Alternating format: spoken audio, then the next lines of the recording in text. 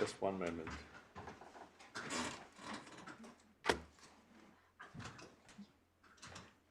Very quickly on the 16 hours per week point, doing the best one can with the evidential material, I can ask the court please to look at paragraph 42 of Ms. Graham.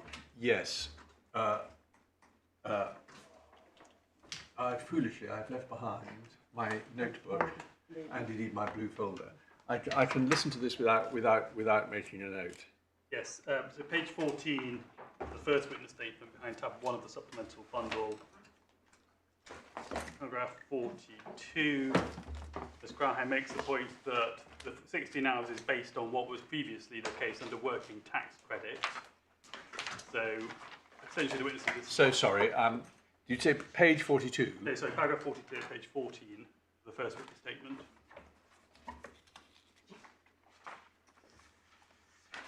And there, yep. That's the obvious predecessor legislation. That obviously only takes the trail so far, but that rather begs the question, well, why did they do that under the previous benefits regime? And to some extent, that's really where the trail goes, is that it's been done like this in previous schemes, so it makes sense to use the same methodology.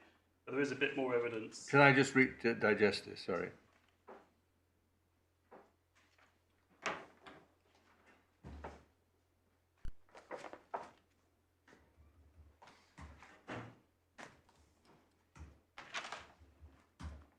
It's all in the present tense. I mean, in fact, at the time she wrote it, working tax credit has now been abolished, hasn't it? It's been abolished now, yes. It still exists in the sense that the phased reforms are ongoing, but there's no new entitlement to working tax credit. Yeah. The working tax credit is a scheme from the previous government. It's been in place for 15 years or so, I can't quite remember. But it's building on the scheme there. And what I anticipate, that I'm not in a position to show the court now, is that if one looks at that, then that in turn will have adopted structures from predecessor legislation which will have used the 16-hour method. But one point, I mean, Mr. Drabble promised us some further information about this, but at some point somebody must have chosen 16 hours. Indeed, and whether we go all the way back to the 19th century or at some point in the post-Second World War settlement, I don't know. It will be there somewhere. But it is, in a sense, archaeological. We will be going back to previous social security schemes. My lord's absolutely right. Somebody must have explained why. But perhaps a slightly better point is the one at 103 of the... so this is the Social Security Advisory Committee report. Sorry, I'm not there yet. So 103 yes. Of what? Of the same bundle. Page 103. Page 103.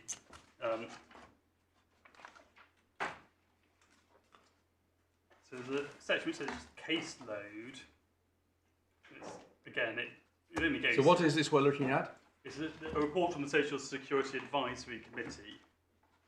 Yeah. Okay, I'm with that now, yeah.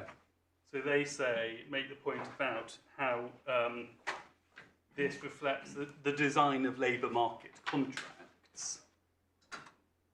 Can I just read it? Yes. How much do we need just to the read? First 4 lines.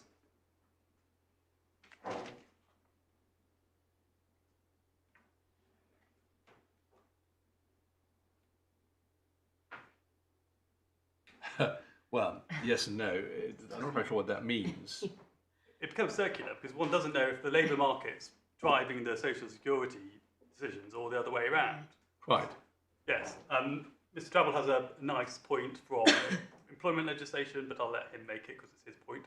It's the 1970s scheme there, prior to the 1996 Okay, well, luckily it looks as though if the whole thing turned on this, more work would have to be done, but it's only background, so I think yes. that's probably as far as we're going to be able to take it. But thank you for your efforts.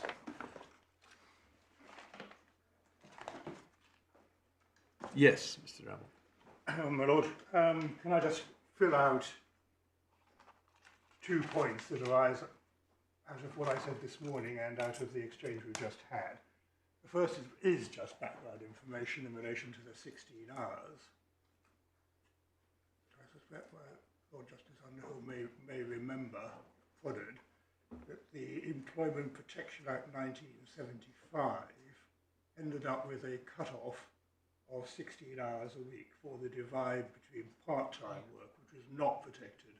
My lady might remember it as well. I did remember. Well, I suspect some of us mitigated it in the aftermath, almost immediately after the amendment, which came.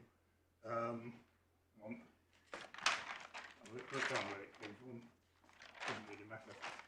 Actually, wait, I may have been being Section 27 ungallant. Section So how, 27 when was it of the repealed? Industrial Relations Act amended.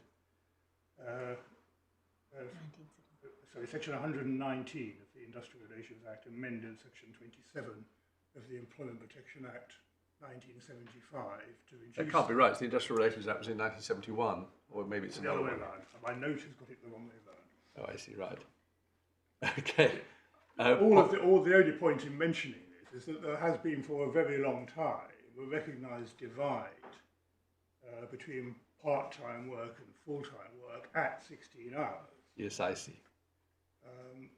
And so if you're looking for a number of hours to choose in order to demonstrate that you are working enough to escape the policy requirement that you're subjected to the benefits cap, which is what we're talking about at the end of the day, 16 hours is the natural place to choose. Well, that's what happened. I mean, I'm not arguing about it, but that is what happened. So you think that filling in really the gap by Mr. Brown, the likelihood is that when this was first adopted in the Social Security legislation, whenever that was, but certainly before this, they took the concept from the employment legislation. Yeah, I'm not being that firm about which way round it was at all. Yes, I see. They go back a very long time in both sets. Of course, not giving evidence for my working life has been a divide between full-time and part-time work at 16 hours a week in both fields, both employment and social security. So although it's certainly 16 hours for the sometimes called the Benefits Act, such as Job Seekers Allowance and Income Support, it was present in supplementary. So that gives us an explanation, partial and speculative, but an explanation of why it appears in the legislation. Yes. Why it appears as a common pattern in actual employment relationships, presumably, as Mr. Brown hinted, reflects employers when some employers in some circumstances choosing to take 16 hours as the appropriate number of hours as some sort of folk memory of the legislation, or perhaps to plug into some perceived benefit of falling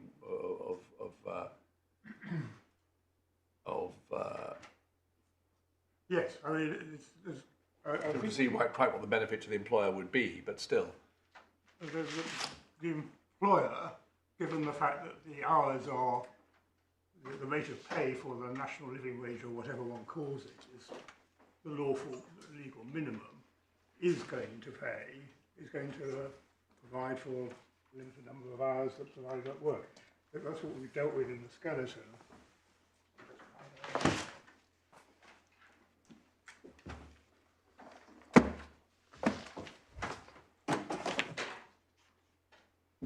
Your Lordship and my lady, look at what we have said in our skeleton, that paragraphs 31 through to 35, maybe starting at 30 actually. One moment.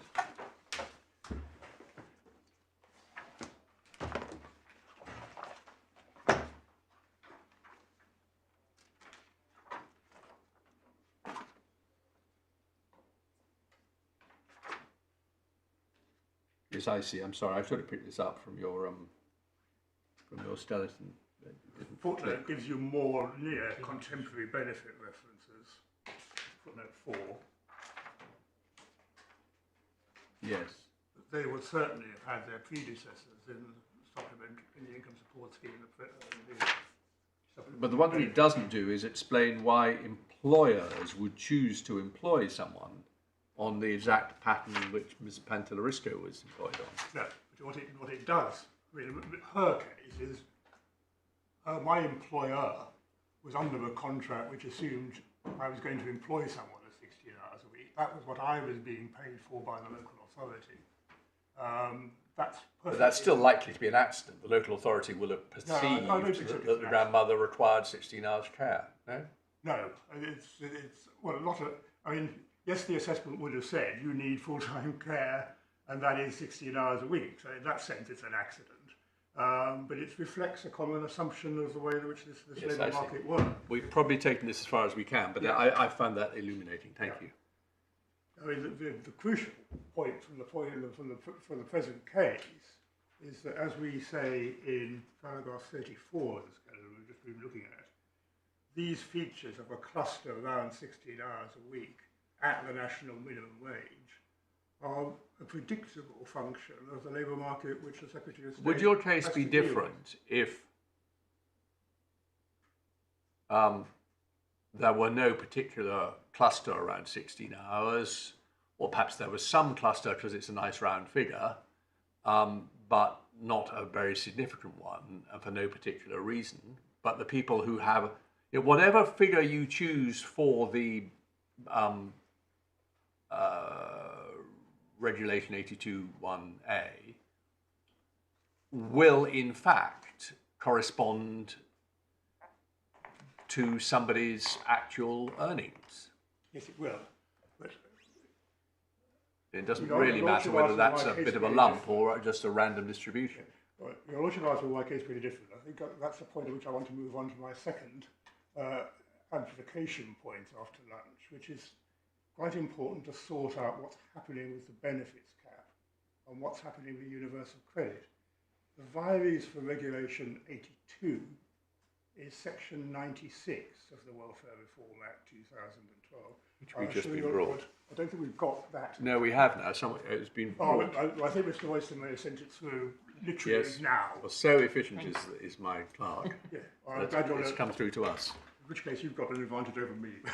Well, you know it in your It doesn't matter. sleep. But I mean, it's quite important. I mean, it is important for my submission about what the target of the benefits cap is, because if one looks at Section 8 of the Welfare Reform Act 2012, which is what we have looked at so far, your Lordships and my lady will find that in tab 7 of the Authorities Bundle.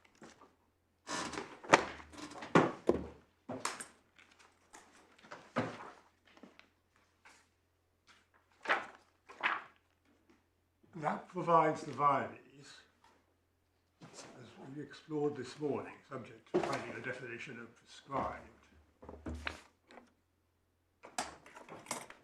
Yeah. for the calculation of the amounts of universal credit.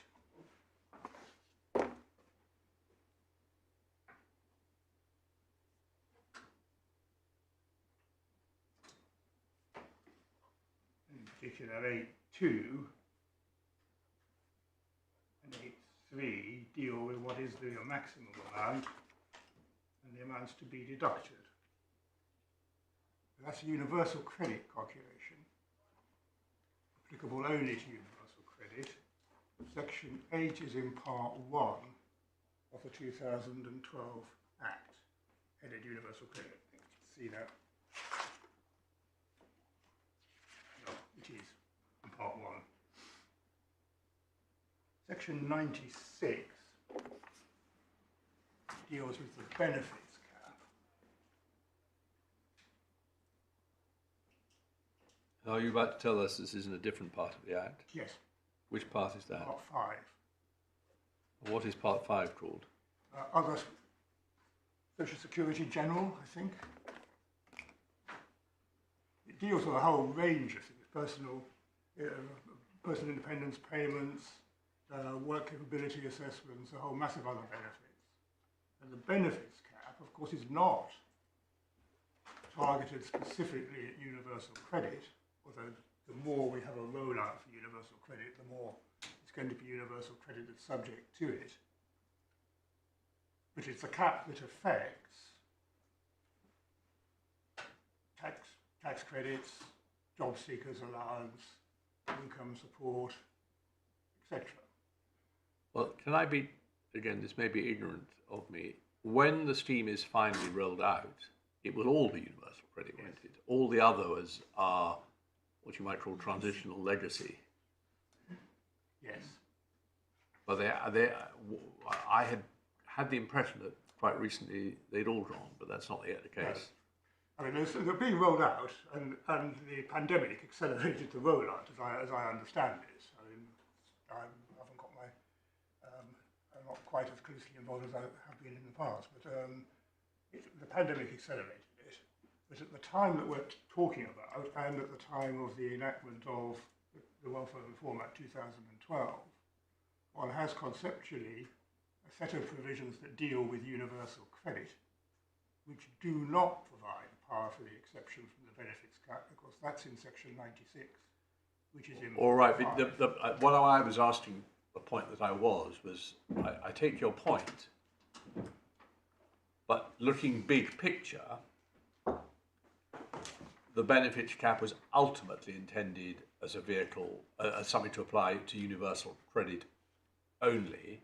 It merely, until universal credit was fully rolled out, would have to apply, is what you're telling. Well, No, its vigorous life was from 2013 or whatever the commencement of the 2012 Act was, until now. There's been major Supreme Court litigation about the benefits cap under the previous regime, several hunks of it.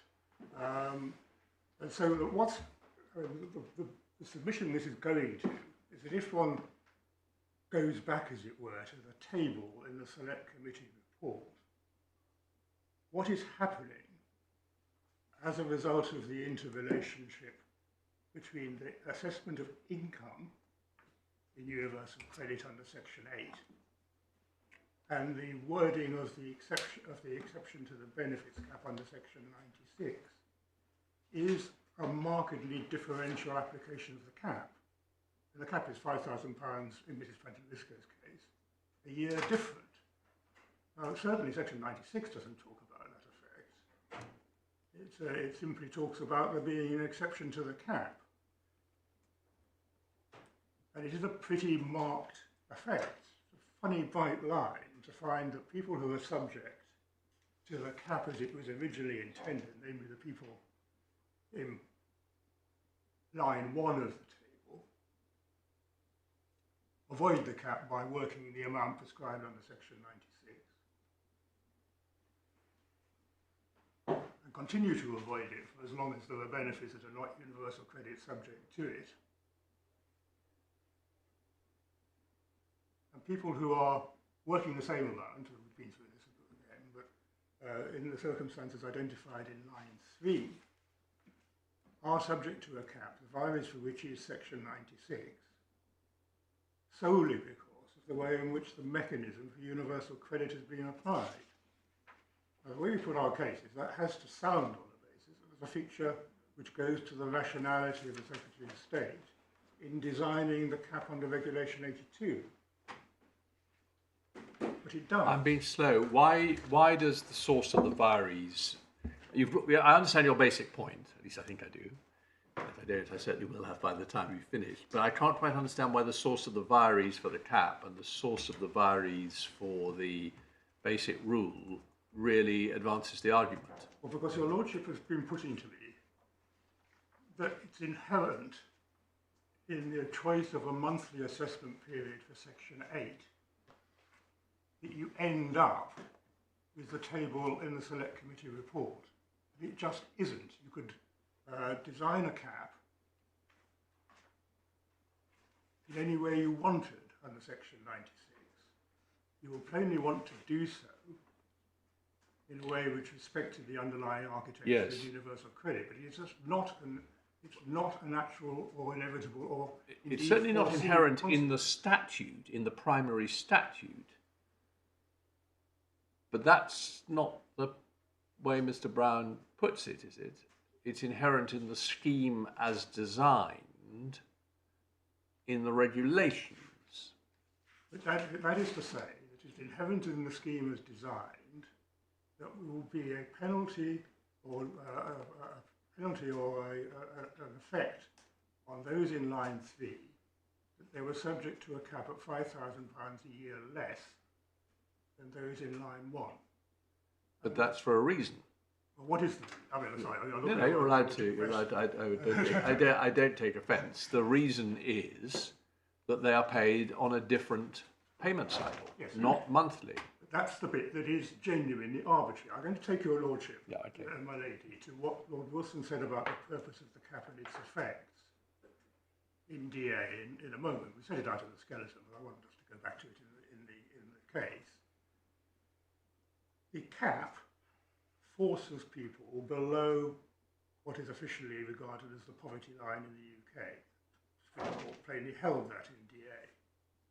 So you're having people here at a poverty level being forced to live off £5,000 less than other people doing the work which, on the policy basis for the cap, seems to qualify them for exemption. And that's the irrationality. So this is not a kind of marginal effect or a marginal white line. Its effect is to render the exception is plainly contemplated by the primary legislation in section 96 of markedly different effect depending on pay cycle. It's the arbitrariness of the pay cycle which is really offensive. There's no reason at all why, given the structure of the primary legislation, you can't devise a scheme which caters for monthly pay and 4 weekly pay on to provide rough parity. There's no reason at all why it couldn't be designed.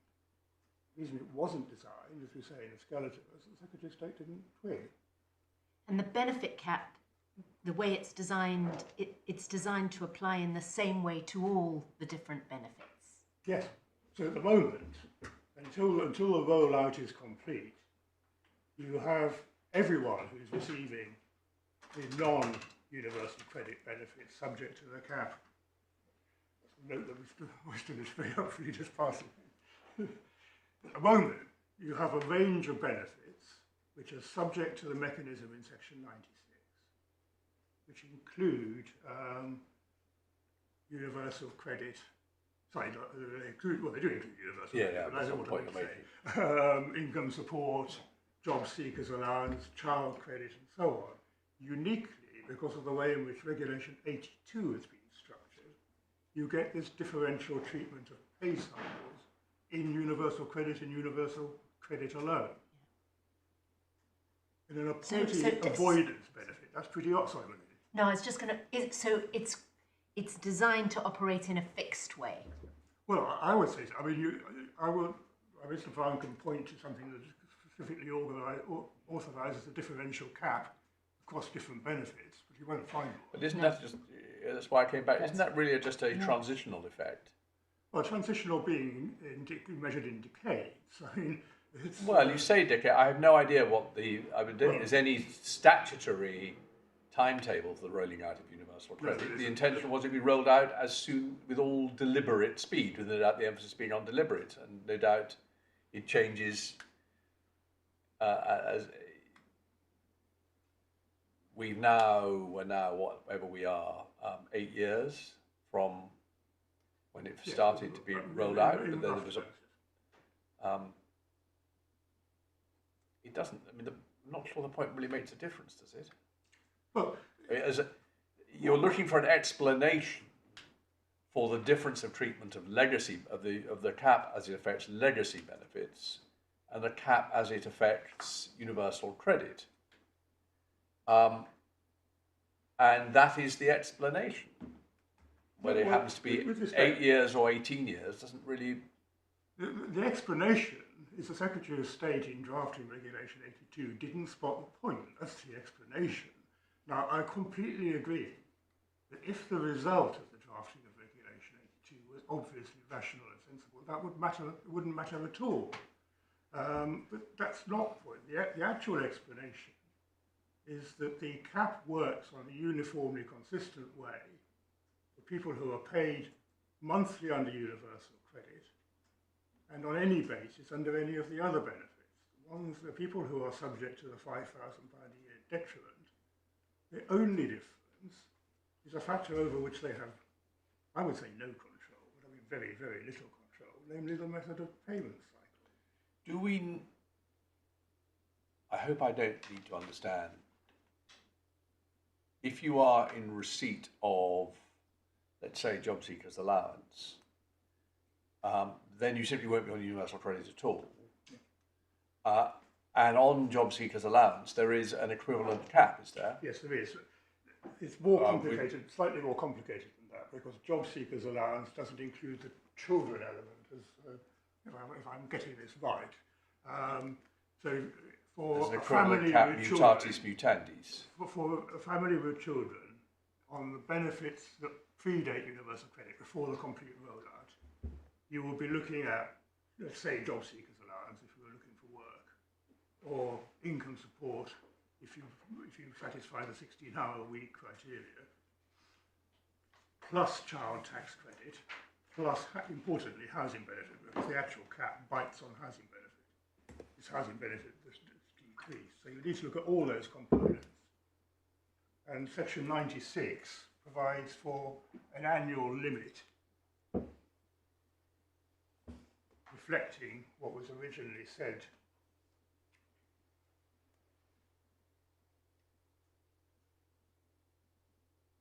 I'm not saying, where do we see the annual limit? Subsection 5A. Yeah. Yes. Yeah, thank you. Got it. So the annual limit is the limit above which you don't receive. Yes, you can't get more than that. Yes. Yeah. And that's the benefits cap. Yes, and in the original version of the benefit, I'll show you Lord Wilson's description of the history of the benefits cap in just a moment. I'm not certainly getting complicated. But the original version, the limit was in secondary legislation. We had a fairly hard crack at the rationality of the secondary legislation in the first benefit cap case. And it was then put into primary legislation. But the overall concept is of an annual limit which caps the various benefits that you will get if you're in pre-universal credit days, and now caps universal credit. Well, we've taken you out of your course, so I'm going to let you go back to it. It's quite important. I mean, No, I'm not. But every now and then you're saying, I'm going to take you to X. Yes. And we better let you do that. The point of those submissions is to highlight the fact that we are looking at a set.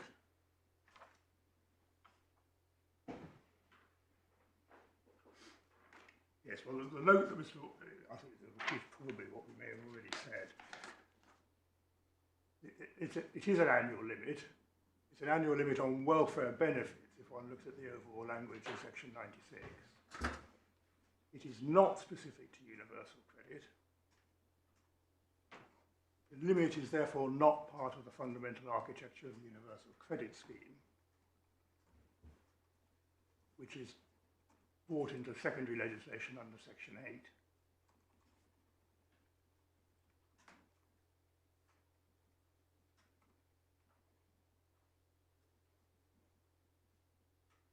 Section 96, even when universal credit has been fully rolled out, will continue to refer to welfare benefits,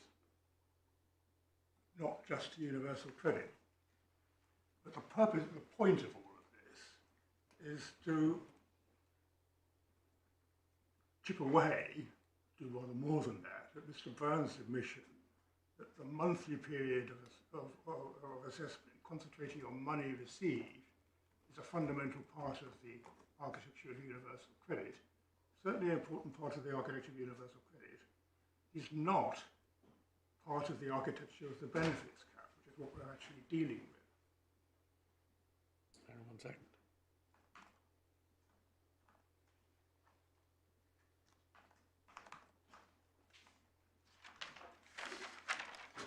I keep on promising to take your lordship and my lady to DA. Can I do that now?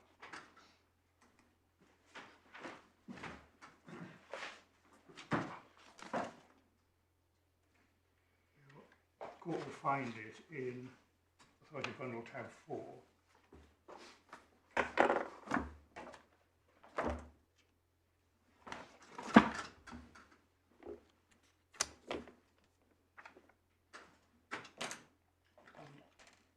will see described in paragraphs 4 to 6.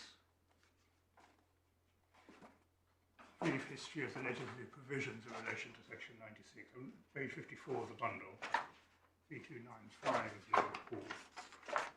Do you want us just to read through that? It's probably sensible. Yes, okay. I don't think the detail really matters. No, we'll read it. Probably said it We'll already. read it briefly without grappling with the detail.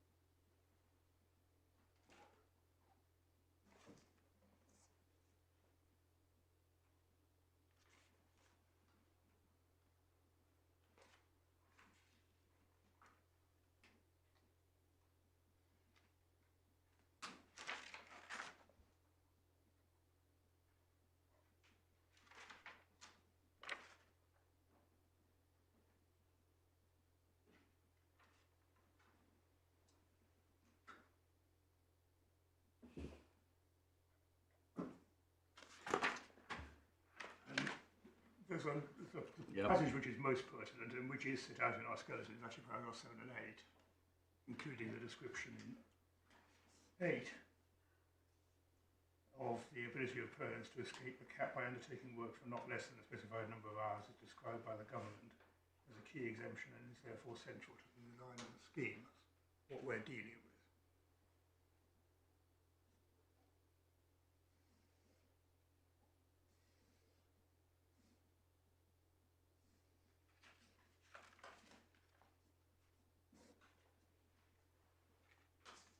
So that we have, just to highlight, the last 4 lines of paragraph 5 says the welfare benefits subject to the cap, which prior to the amendments of the 2012 Act were left to be specified in regulations, and now specified in the Act themselves, namely in 9610. Among others, the benefits there specified include child benefits, child tax credit, housing benefits and income support, and I can add universal credit, or rather Dutch universal credit when arguing to avoid complications.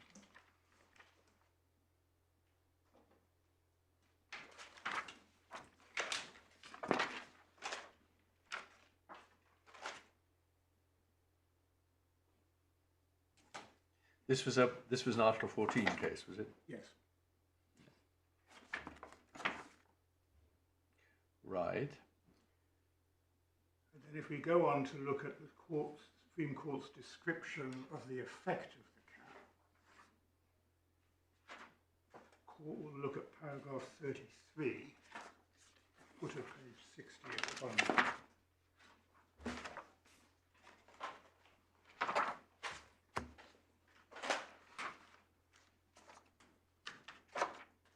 Does the revised cap inflict poverty on those subject to it? The answer is hotly contested. But since the government cannot sensibly argue that the computation of welfare benefits is intended to provide a family with more than it needs, it follows that a reduction of those benefits will provide it with less than it needs. Of course, the concept of needs is to some extent elastic and be asserted with somewhat greater or lesser stringency. The government does not seek to argue that the lower figure set for the revised cap can be reached by reference to any scale of needs. And equally, in the speech in 2016, Mr. Cameron acknowledged that the effect of welfare benefits was to push people's incomes just above the poverty line. It follows that a substantial reduction in them pulls their incomes well below the poverty line. In my view, there are sound reasons for accepting the evidence given by the CPAG in the DS case that the effect of the cap is to reduce a family well below the poverty line, judged by the generally accepted measure of less than 60% of median United Kingdom income equivalent to the size of the household. And then the striking evidence produced by the former Children's Commissioner and Professor Jonathan Bradshaw, which is my lady can read the quote. Now, all this matters in the rationality challenge because you have a measure which reduces people well below the poverty line and prevents £5,000 mitigation to that effect solely because of pay cycles. And if it is the bottom line in my case to say that's irrational, then that is precisely what I do say.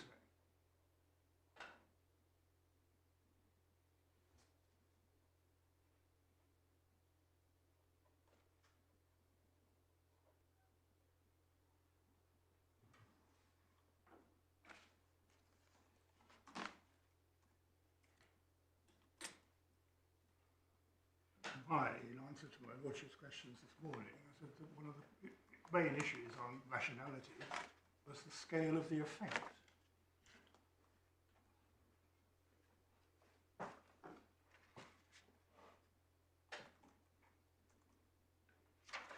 That's a relative scale. It's not the scale at which the cap is set. No. It is simply the comparison between that level of payment and the level of payment that they would have had if the cap had operated differently.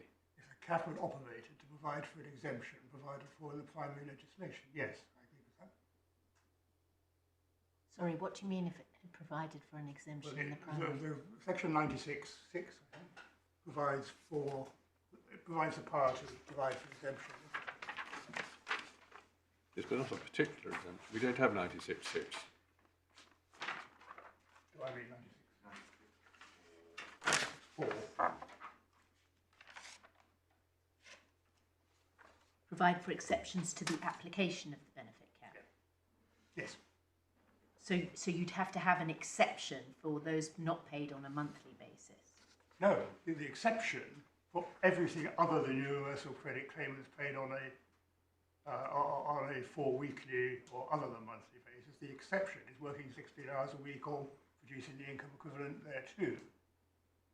So if you're on housing benefit or whatever, not universal credit, you do not get the benefit of so you are not subject to the cap because you're within the exemption, which has been prescribed under 96. Yeah, but am I being slow? Surely all you've demonstrated, which didn't surprise me, though I didn't know where it was, is that there is an express power to do what they have done in 82(1)(a). I got that right? Yeah. But how does that advance your argument? Your point is that the way the exception works is irrational. Yes. But that's the point we had anyway.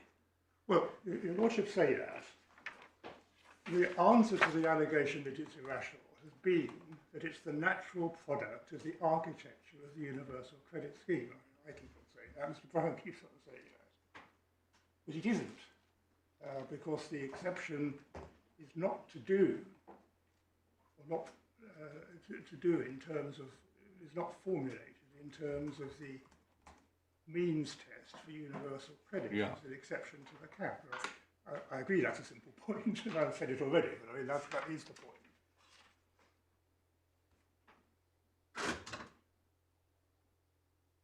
Yes, but I'm sorry.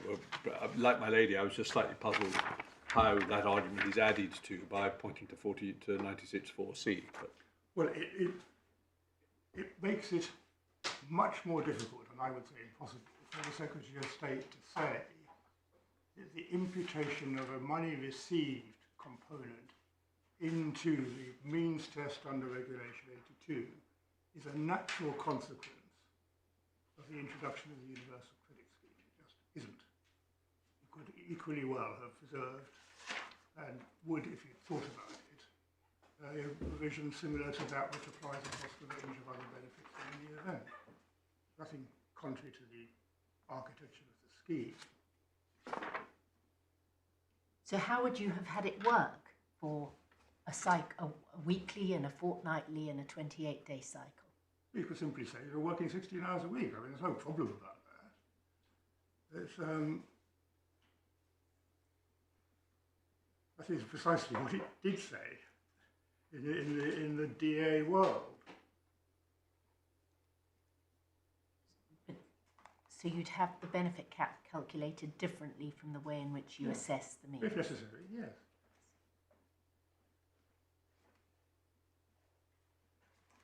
Well, it would be necessary, is the whole point.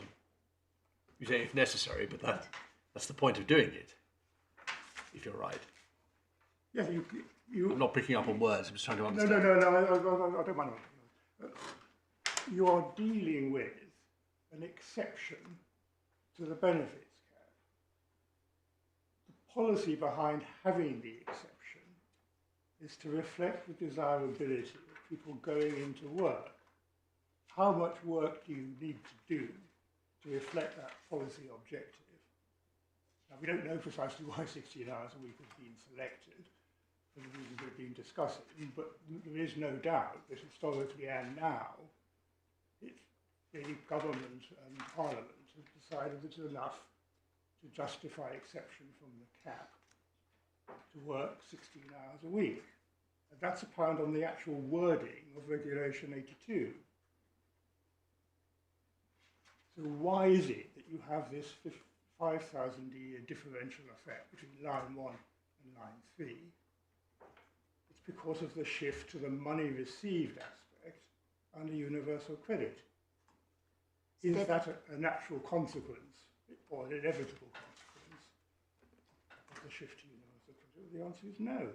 So the person's earnings would be assessed separately, and then you'd have to have another calculation to determine the extent to which they are accepted from the benefit. You either satisfy the exception or not. I mean, it's not a means test. You either are working sufficient to be exempt from the cap. Quite important to realise that. It's not itself a means test. Right. You are exempt from the cap. Right. If you are working enough to justify the exemption. So the RTI employer would say, this person is working 16 hours per week at the minimum wage. And that's all that they would need to say. In fact, Mr. Justice Garnham's point about there being a special pot for 28-day payment is really a red herring, isn't it? If you're right, if this is the way forward. Well, if I could, well, perhaps now's the convenient moment to show you. Just answer. Sorry, this sounds more aggressive than I mean. Answer my question first. If you, Yeah, no, no. why is it then relevant that the RTI form allows you to tick a box saying this person is paid on a... Relevant because the Secretary of State's case was that our case would subvert and would prevent any possibility of automation. It was calling for information not provided by the RTI information. It was only when we pointed out that that was not the case that the Secretary of State shifted. So it's a historic... But hang on, but I see it. But if you're right in what you've suggested as the obvious way forward, the Secretary, obviously some programming will be required, but the Secretary of State would have the information from the existing RTI, and the only information it would need was that the employer saying, I pay this person throughout the relevant period. I'll start again. This person works a 16-hour week throughout the relevant assessment period. Box 1. Box 2, I pay the national minimum wage, which presumably would be difficult to say I don't. At its simplest, that's correct. Now, the learned friend will say, well, that will not pick up various complicated issues like people being paid seasonally or being paid in isolated weeks or whatever, which is true. But in order to deal with a very commonplace situation, namely Mrs. Pantellerisco's case, very little information is needed other than the RTI feed and a common sense use of the information contained in that RTI feed. Your When lordship, you say common sense, I thought it was automated. well, So where does common sense come into it? can I answer that by filling Yeah. out the rest of the Yeah. submission and then come back to that? Can I just try to take the court to the information we have available about the RTI feed? Your lordships and my lady will go to the state's witness statement. This cry.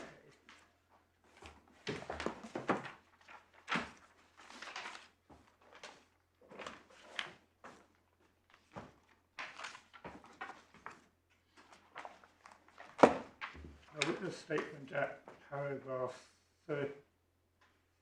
29 onwards, page 10 of the witness statement. Page 10 of the bundle, I should say.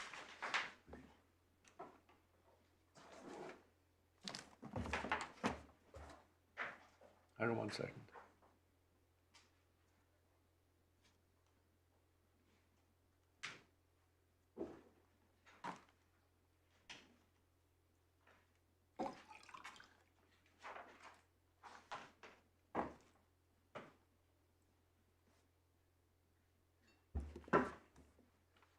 There's a heading, the calculation of earnings, above paragraph 29.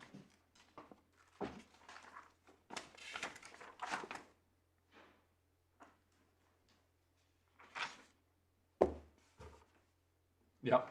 And that documents submissions made to ministers, for example, in CK6, about the monthly basis. And I completely accept this does document an underlying policy decision to assess the basic means test by reference to income received in universal credit purposes on a monthly basis in accordance with Calendar the system. monthly basis. Your lordships and my lady will look in vain at exhibit CK6 or CK12 for any discussion at all about whether the same approach should be adopted for the purpose of the exemption from the benefits cap. It just wasn't thought about. I'll prove a negative without taking your lordships and my lady right through the submissions, and I'm not going to do that.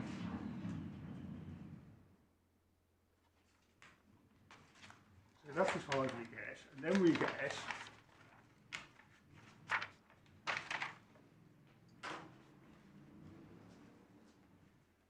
paragraph 32 as a description of the RTI process. The basic process is as follows. Employers report in real time on or before each time they pay an employee instead of annually in arrears, a legal obligation. This is the real-time earnings data held on HMRC's RTI database. RTI relating to a universal credit claimant is automatically sent from HMRC to DWP after the DWP is registered an interest. The claimant is an individual claimant. HMRC automatically sends relevant RTI data 4 times a day, 365 days a year to DWP. DWP holds the payroll data relating to university credit claimants in its own database called real-time earnings. This also holds only the self-reported earnings from the UC claimant. When the UC calculation is run at the end of an assessment period, the system automatically pulls in all earnings data. There can be multiple feeds, and there's the example of 2 working adults and different earnings data and so on. But the point from my purpose is there's a mass of information which is transmitted to HMRC, all of which could be transmitted to DWP, not all of it is. And the submission at the end of the day is one that it can't be beyond the wit of a sensible programmer to find the Mrs. Pantelleriscos of this world who are working on a regular 16-hour basis, paid for weekly or fortnightly or weekly or monthly, and apply the cap accordingly. The machinery, all the information is being provided 4 times a day. What about people who are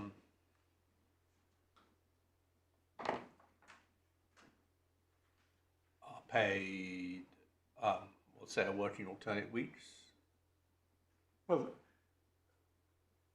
at the end of the day, that position can be discovered by interrogating the data that's been supplied. But it's not my case that this will cover absolutely. It's possible to devise an automatic system that covers everything, but it is possible to deal with the gross problems that are revealed by lines 1 and 3. They are gross problems.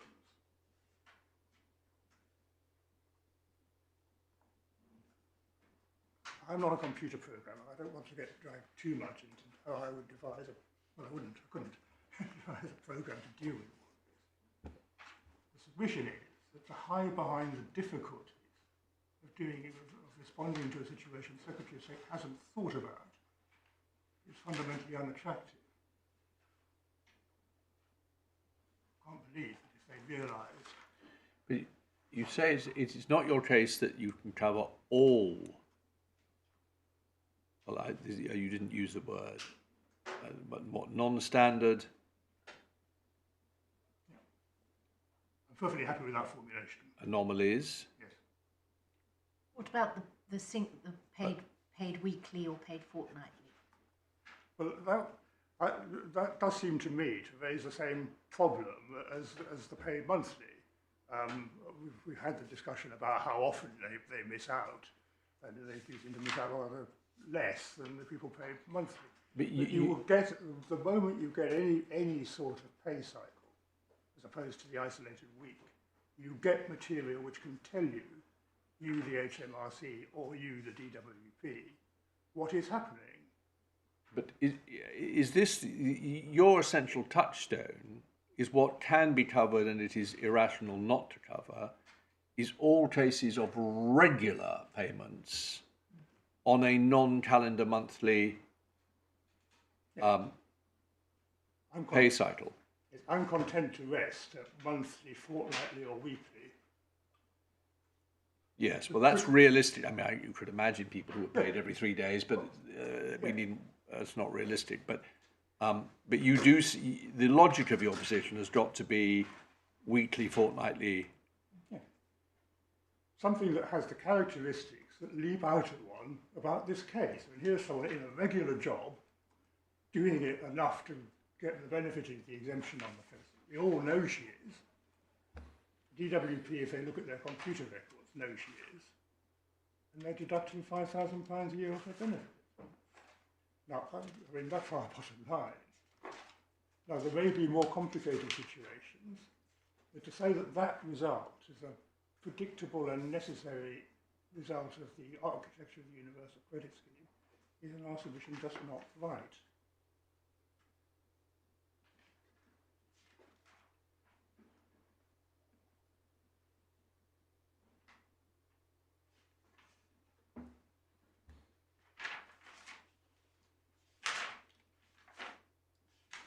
Sorry, I'm not sure you're No. looking at me. That's a submission.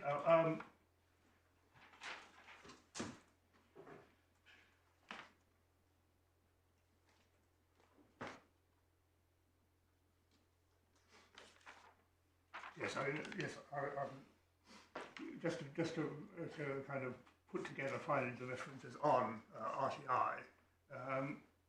If your Lordships of my lady will look at page 265 of the supplementary bundle. This is the evidence that was put in following the hearing, is that right? I think, yes, it is.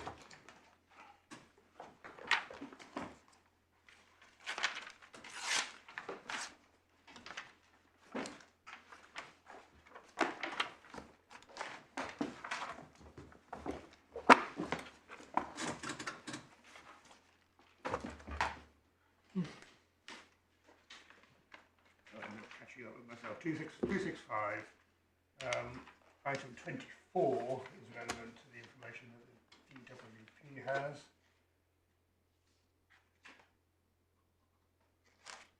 Information about starting date.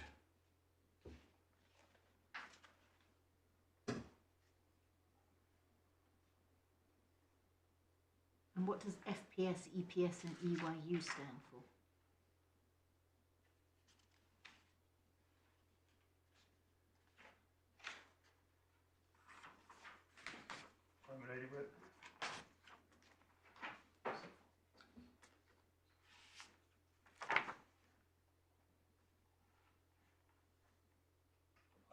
That's in 78. I'm looking at box 24. Yes.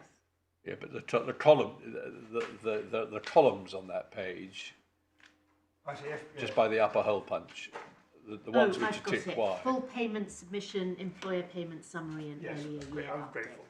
Sorry. I'm That's very on- impressed. on- Where did my lady get that? Page 260. I'm grateful too.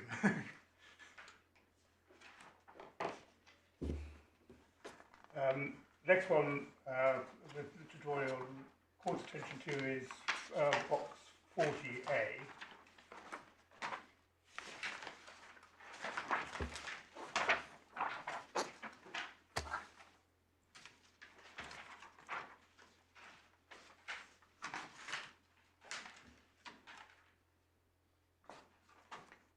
Which is asking the employer to inform one if the employment pattern is irregular. And then 42, And just to spell this out, someone being paid on Ms. Pantellerisco's pattern would not be irregular. no, absolutely not. They would, the information which obviously influenced Mr. Justice Garnham is box 42.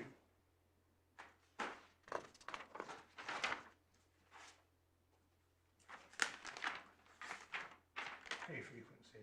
So your DWP are being told that the payment pay frequency is weekly, fortnightly, or 4-weekly, or calendar monthly.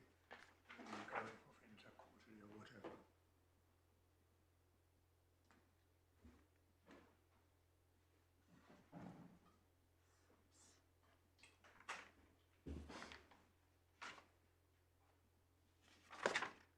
So that comes in a full payment submission, that information. Yes. Is that at the end of a tax Now, year? let's be crystal clear about this, because it's both where the problem arose below. This information doesn't go, the box 42 information, at the moment, to the DWP. Yeah, it goes to the revenue at the But end it- of each yes. tax year. Our from the simple, employer. very simple point.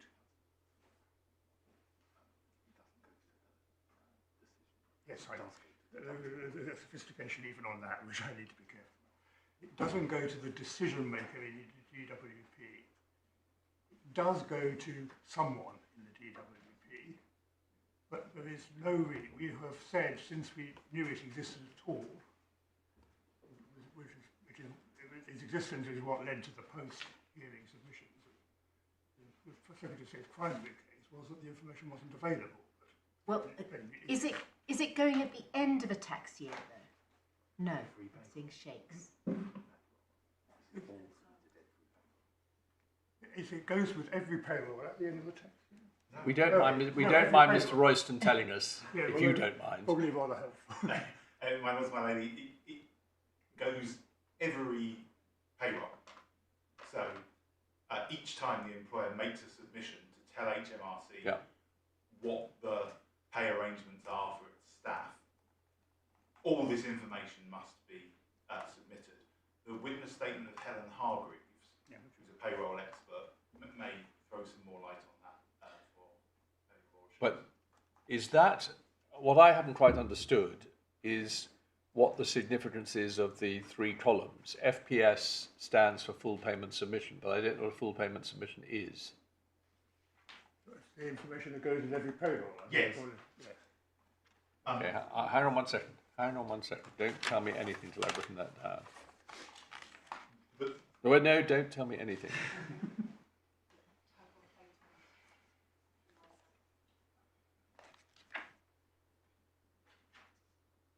And every payroll submission, what is typically how often? Monthly.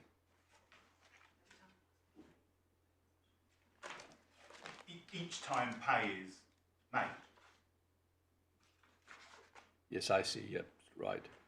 But So if someone were paid weekly, there would be one of these every week. Yes, In our particular case, there's one every 4 weeks. yes.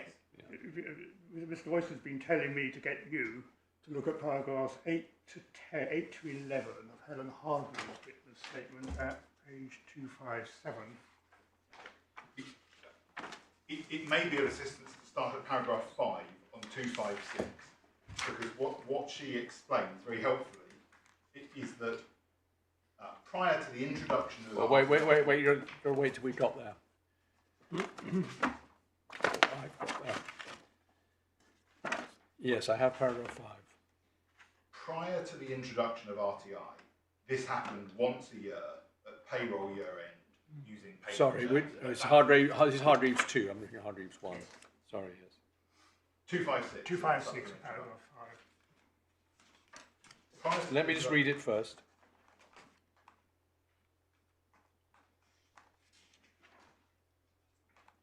Yep. Prior to the introduction of RTI, this happened once a year at payroll year end using paper returns. That's the historic practice. To submit electronic information, employers must set up a government gateway account, which is the portal enabling an employer's payroll software to submit the information directly to HMRC in real time, each time an employee is paid, hence the name RTI. And then, as Mr. Drabble has already said, she explains the mandatory character of these data at paragraphs 8 to 11 over the... Okay, well, let's just read paragraphs 8 to 11.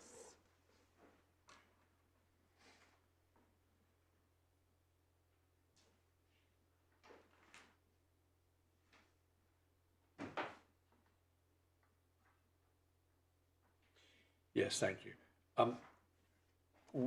Where we broke off from Mr. Drabble's submissions, Mr. Drabble, is that you were saying, in response to a question from my lady, which of this information went from HMRC to DWP. And at one point I understood you to be saying it only went to HMRC, square brackets, but there's no reason why it shouldn't be sent to DWP. But then I understood you to be saying, no, it does actually go to DWP as well, but not to the right person. It doesn't go... Where do we get the evidence about that? Yeah. Certainly our submission ended up in front of Mr. Justice Garnham that we thought it did get to the DWP. Probably, I meant there's no further hearing about any of this evidence, was there? Is that right? There was no further evidence about any of this hearing. It was all done on paper. 14. Yeah, she says she doesn't know So exactly. 13 and 14 is what I'm thinking of. Or over the page at 258 of Helen Hargreaves. Doesn't know exactly It's which responsive data points to element. Ms. Craho's second witness statement. So it's paragraph 11 and 12 where, which was in response to Ms. Hargreaves' witness statement. So this is tab 2, page 185. Ms. Craho makes the point that... Sorry, wait. Where are we now?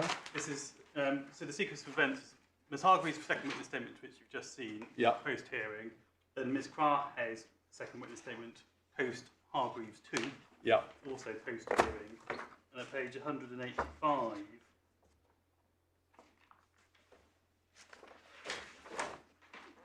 so paragraph 9, makes a point about data protection, but then the actual point about it not being communicated to the UC system is paragraph 10, but it does go to the analysts, the people who I've referred to before, who analyse everything. That's part of the suite of information they have.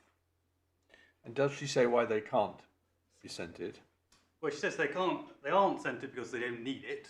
No, I understand that, but... Yes, so could the system be redesigned, of course? Not being part of my case at all to hide behind technical difficulties. So anything's possible when it comes to designing a computer system. This information, if it were in any way relevant, and I'll explain in reply why. No, quite. Beyond Okay, the well, who's... don't get sucked into submissions, but you were just helpfully showing us what Ms. Craho said about this.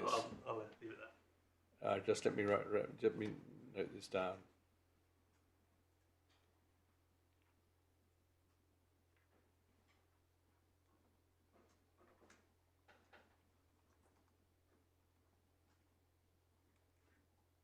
Right, so there we have it. You can go back to submissions. I think we've got the material. Can I just ask this preliminary question, Mr. Drabble? There was no further hearing following this evidence. There was presumably some sort of exchange of written submissions on the back of it. Do we have those? Yeah, I'm sure we do. I'm not asking to be technical, I just want to know whether we have them. It might be thought slightly unsatisfactory that the judge, if this turns out to be important, which it may not, that the judge didn't actually have a hearing about it, about this round of evidence. Tab 11 of the core bundle is the defendant's submission on Johnson, page 90 to 92. Okay, and 12 is, oh no, sorry, no. Yes, 12 is claimants. Okay, well that's the answer. Thank you very much. And we end up, just to deal with this immediately.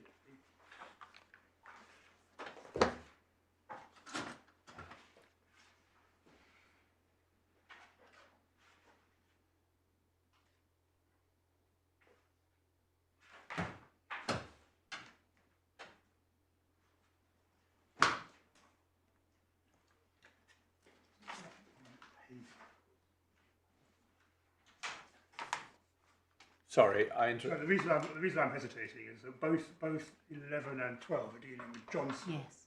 not the Not the RTI information. And I'm not sure that there were. well, we can see the dates. 11 and 12 are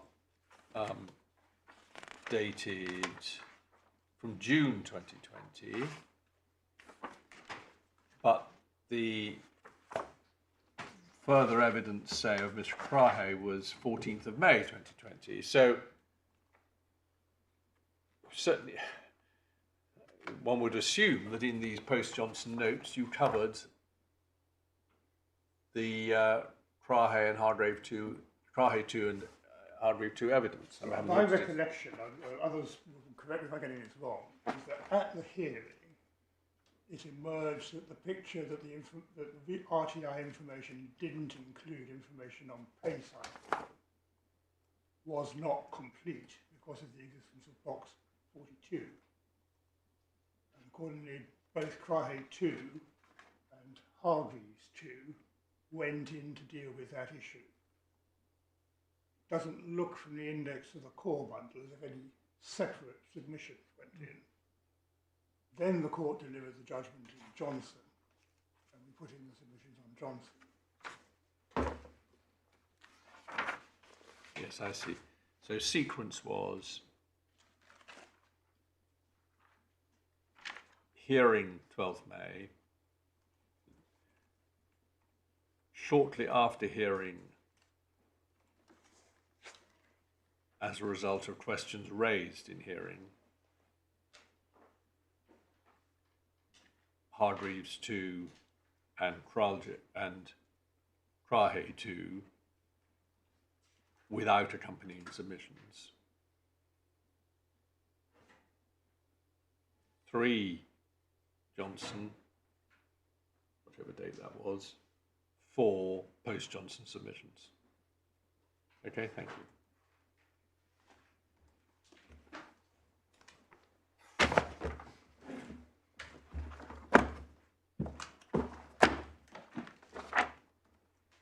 What is worth, Johnson was 22nd of June.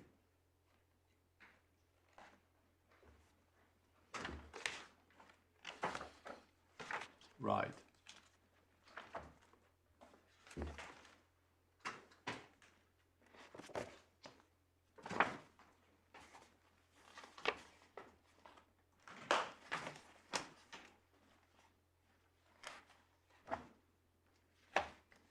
Yep.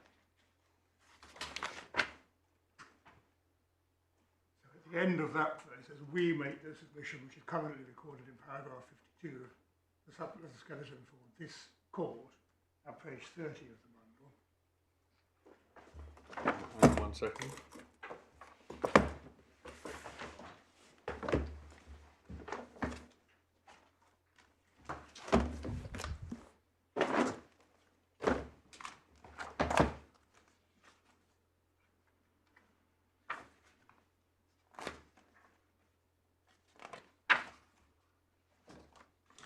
said supplementary skeleton, that was a slip of the tongue.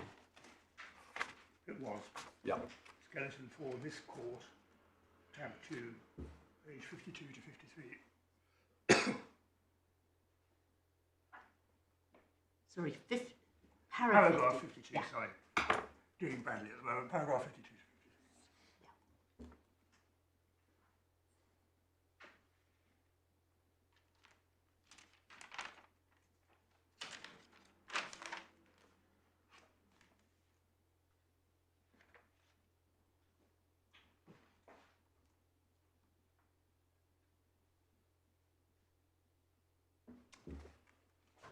That probably needs to be read together with 54, paragraph 54 and 55.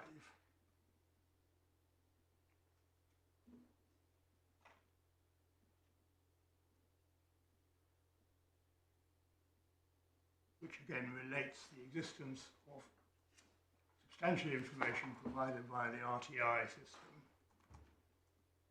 not all of it currently used, together with the claimed small nature of the problem, claimed by the Secretary of State, small nature of the problem, and a reflection of my submission, which is that will be an enormous step forward for the scheme to deal with calendar monthly payments, four weekly payments, and fortnightly or weekly payments. Deal with those, you deal with a very substantial hunk of the problem identified by the Select Committee, even if you don't produce a world which is perfect for all.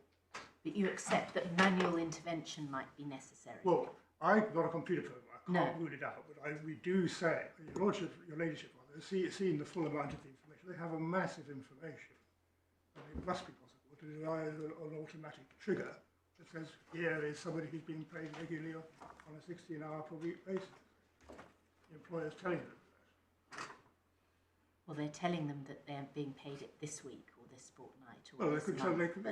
they could be telling them, if the computer program is right, they were paid like that for the last 2 months. I mean, it's a program, it's not a... I completely accept the program is not set up at the moment to deal with it completely automatically, but that's a mile away from saying that if the problem had been identified at the very beginning, the Secretary of State wouldn't have revised the program to deal with it. That's our fundamental submission. And One you thing can to say- pray and aid that in Johnson, we said we weren't satisfied that, I think the way we probably put it, I have to look at exactly how Lady Justice Rose formulated it. On the evidence, we weren't satisfied this couldn't be resolved by an appropriate computer program. Yes. Or adjustment to the computer program. And that's precisely what Mr. Justice Garnham said. I mean, What was the relief in Johnson, by the way? it was a fairly careful declaration, as I recall. I don't think we got in the bundle, have we? But Not unless it appears on the end of the judgment. Declaratory. Declaratory relief only, and it was specific to non-payment, non-banking day payment. yes, but we didn't say what we expected the Secretary of State to do. We didn't, for example, say, I'm sure wouldn't have dreamed of saying, this problem must be solved by next Monday. No. We just left it to the Secretary of State to do the appropriate thing, which everyone seems to agree you did. Yeah. I'm reminded we have got it behind tab 9. In main bundle. that's the order in Pantellerisco. What actually happened is the set of regulations which the court will find at the back of the authorities bundle. Yes, I had a quick look at that earlier.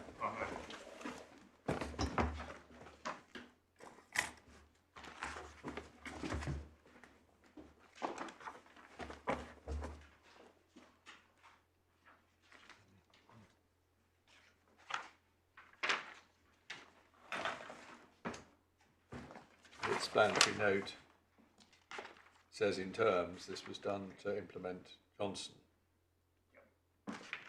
But I haven't been through the details. Well, I think, as I understand it, it's Regulation 2 of these regulations sets out a new version of Regulation 61, and it's 61.6.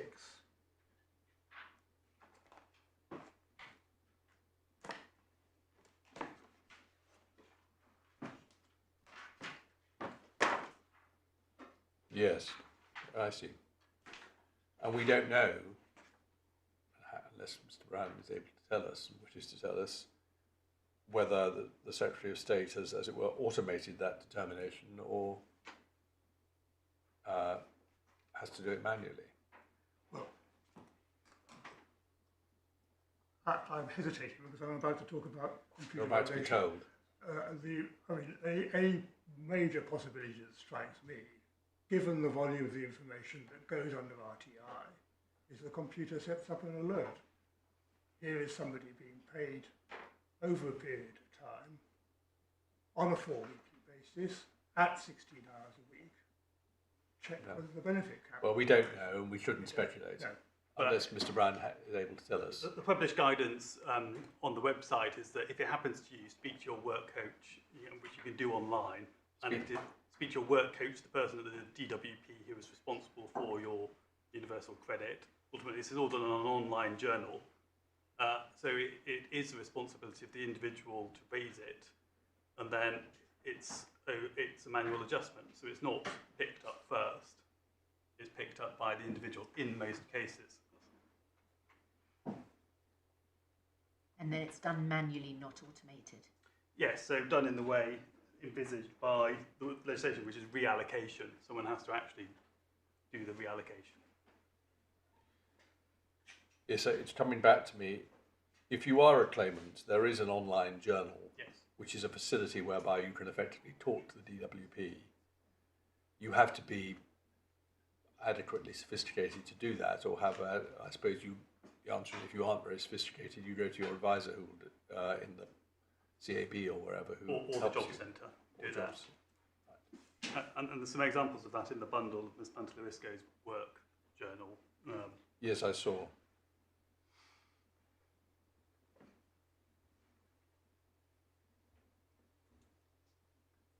Two observations on that. First of all, I'm told by Mr. Royston there was a PMQ yesterday, which we can provide for you, that says the Johnson aspect will be automated by the summer.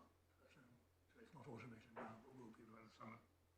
We better provide that. I see. So this manual fix is a short-term fix. Yeah. And my second point, we are completely unsurprising. If the price of dealing with a £5,000 a year disadvantage is something on the lines of the new 61.6, then it is irrational to avoid taking that step, given the background to the benefits cap explained by Lord Wilson and its impact on anti-poverty.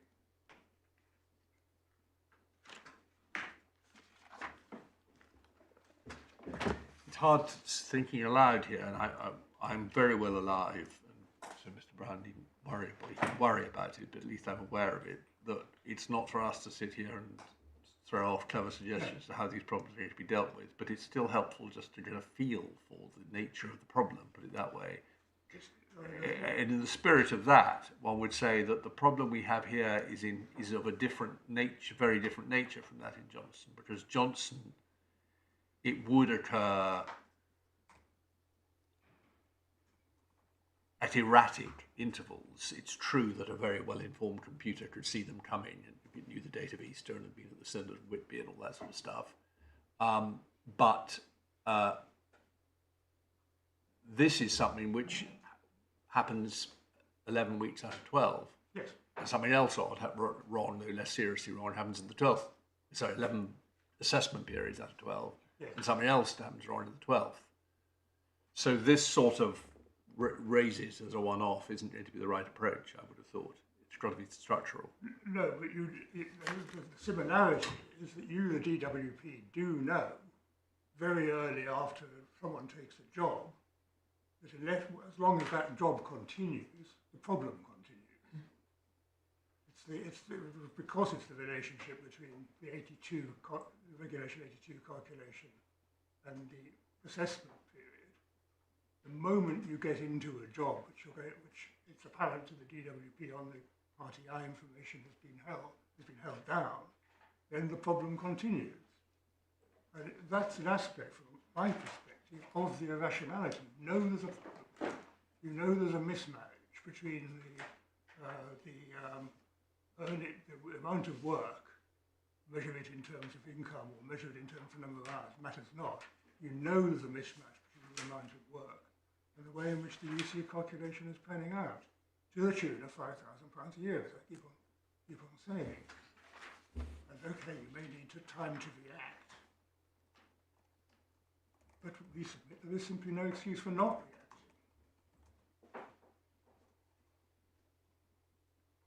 So I accept it's not the same problem because it's not external. In a way, it's a strength from my point of view that it's not external, not created by the bank, not in any meaningful way created by the employer. It's created by the failure of the DWP to spot the problem in the first place, and then to react to a situation which the RTI information is telling them is present on the ground.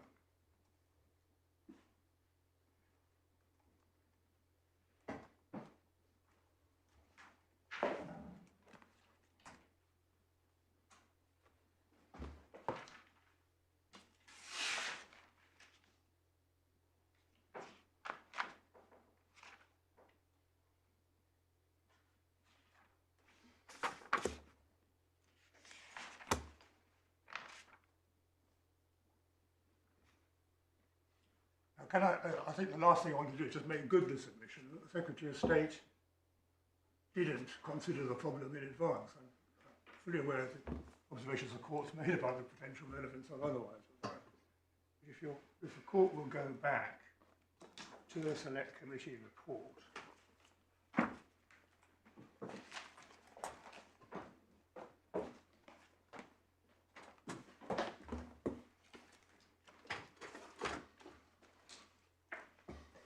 looked at the table, which is possibly the most revealing information there. That table is a core supplementary bundle, page 152. The whole passage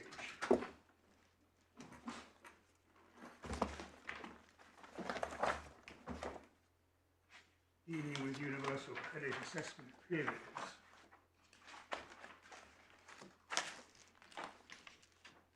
starts at page 150 of the supplementary bundle.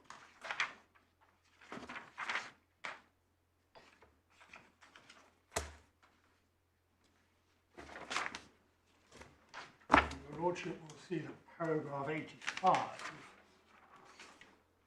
records the fact that it was CPOG who explained that in the context of the benefit cap, people on universal credit whose paydays do not align with the universal credit assessment periods can face serious financial losses, and that there can be arbitrary differences in awards between claimants purely because of when their paydays fall. And then a worked example is given out. And that leads one into the table which we've been looking at already.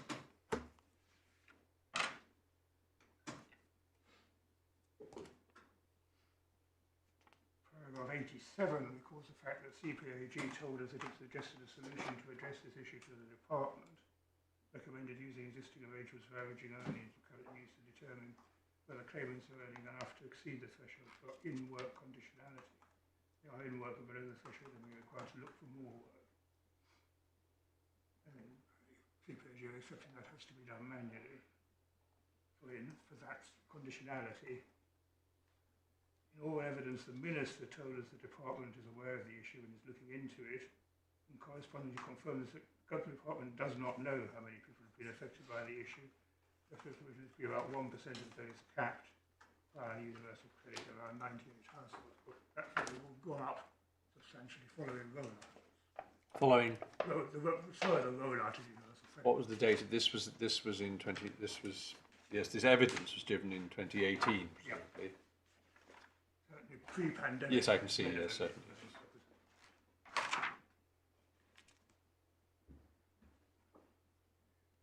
And I can answer. Hang on, I just want to understand.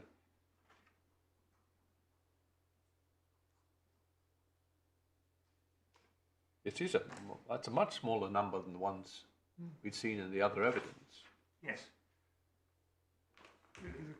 The committee, the Lordship, if you read paragraph 89, the bold Yes, I see. paragraph, you'll see there's a comment on whether the department should know more about the numbers.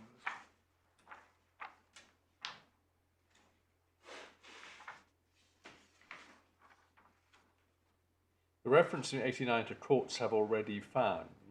The divisional court in Johnson. I see, thanks.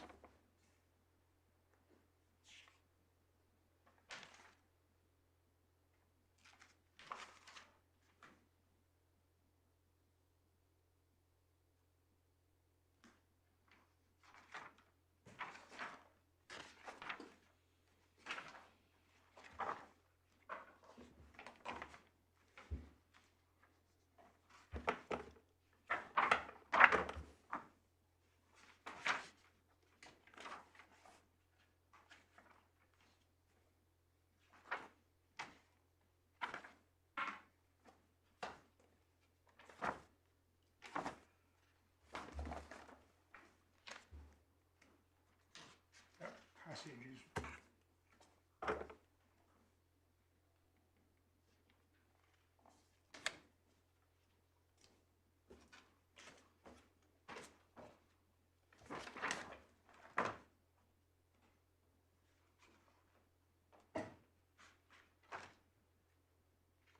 is repeated in the committee's conclusions at paragraphs 16 and 17 on page 167 of the manual. Same point, I think the same language, so there's no need to Was there a response to the yes, select which I committees? want to go to.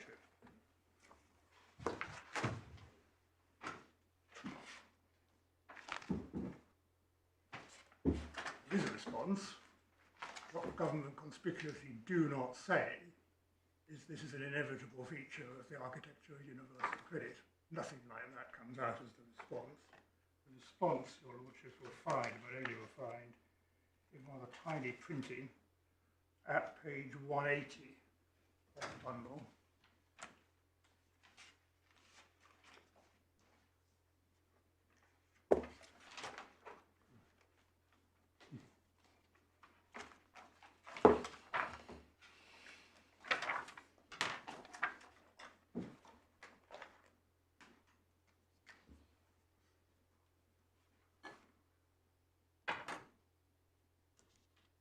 Tricky even with bifocals. Yes, I know.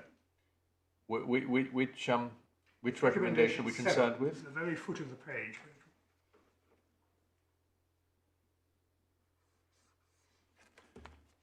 Sorry, I need to just take my glasses off and look it close up.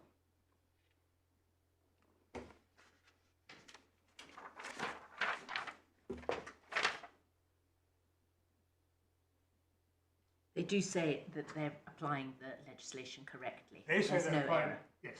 Yeah. What they don't say, they say they're applying, they don't accept the recommendation, which of course included a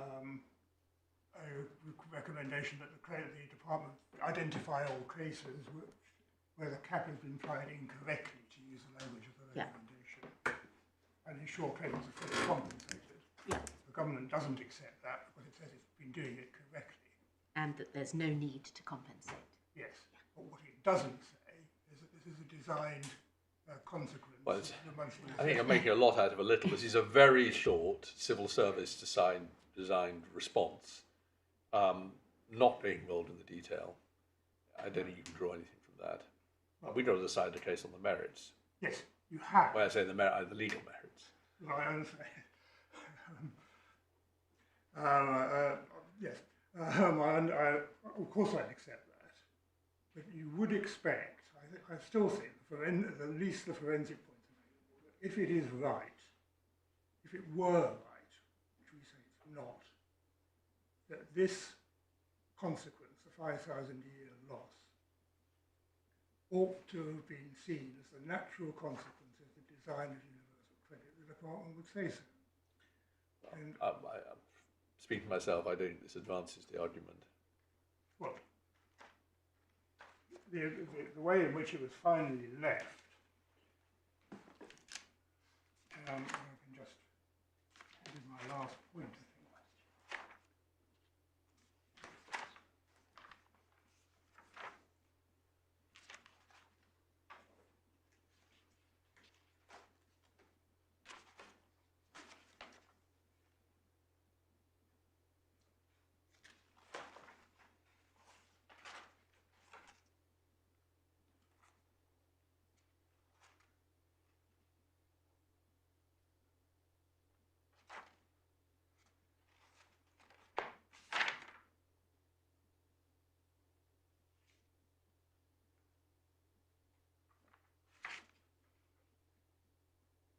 I'm just looking for.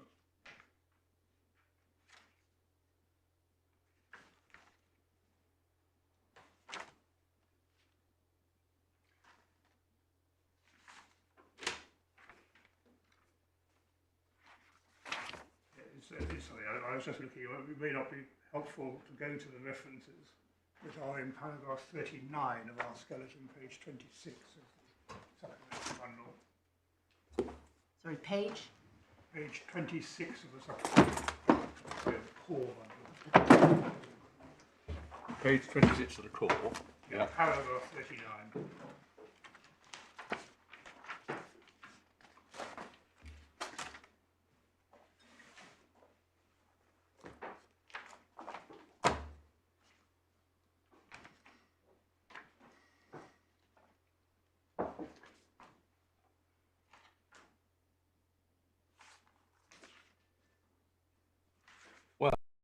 If you're already determined to make this point, you better take us to the references. Can we just Won't take long, but we ought to just see them. Then it's 180.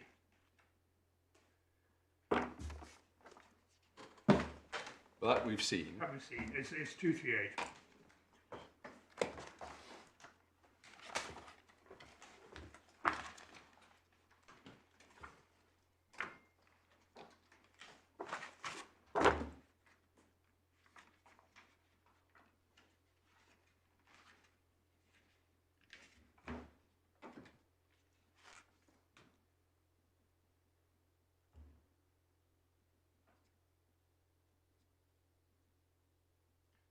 Well, Doesn't say much more than that.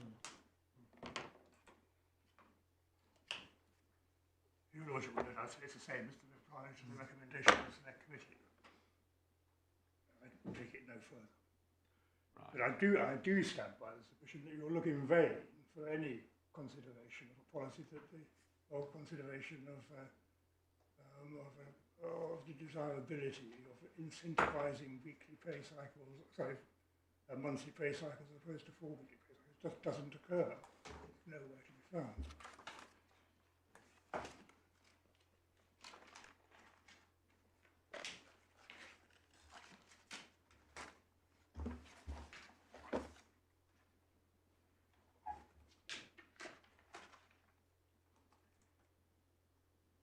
Well, I think those are my submissions.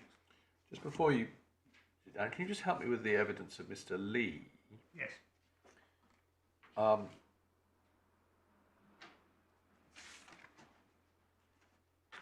Which is the nearest thing we have to an evidence of the number of people affected.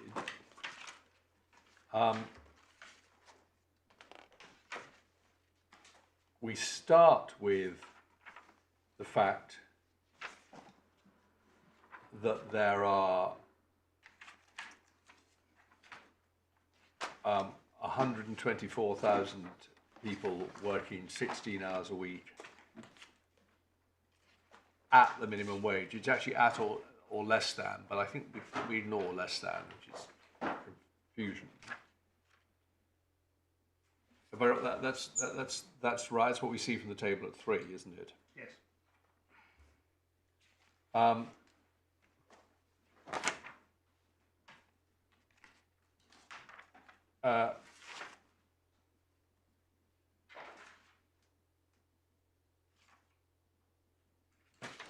So how does this then? The rest of it is designed to seeing people who work 16 to 24.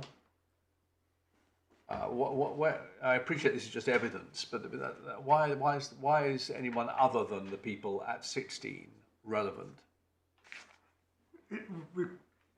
It's dealing. The Secretary of State says, well, you can solve this whole problem if the people who are in line 3 of the table worked an extra hour and a half. People in line 1 don't need to, but the people in line 3 could do it by an extra hour and a half. Mr. Lee said, well, there are some jobs available like that, but it's not the regular pattern of the market. I see. It is simply to make the point that it's not as easy as, well, I don't think anyone thought it was anyone could just go work extra hours just by asking for it. I mean, our underlying submission is that whether or not you can change your, I mean, Right. we have a submission, whether or not you can change the number of hours, it's a wholly arbitrary demarcation line, not a sensible, bright line between those who are subject to the cap or not subject to the cap, your pattern of pay cycle. That is reinforced by the fact. Now, well, I see all that. Very, But I've very- just been puzzled by these figures and why they were material. They don't really prove anything. That we have no idea of these 124,000. We have no idea how many of them are paid for weekly or are claiming benefit. Come to that. So it really doesn't help us at all. We know that's whatever the number is, it'll be less than that, a lot less than that. We got this rather surprising figure of, or quoted the figure of 98 households. 98 households. I say surprising. That I don't know why I should have had any presumptions as to what the figure should be. We really don't have any idea what the numbers are, do we? No, I mean, to be fair to us, that's what we say in the skeleton. If your court will look.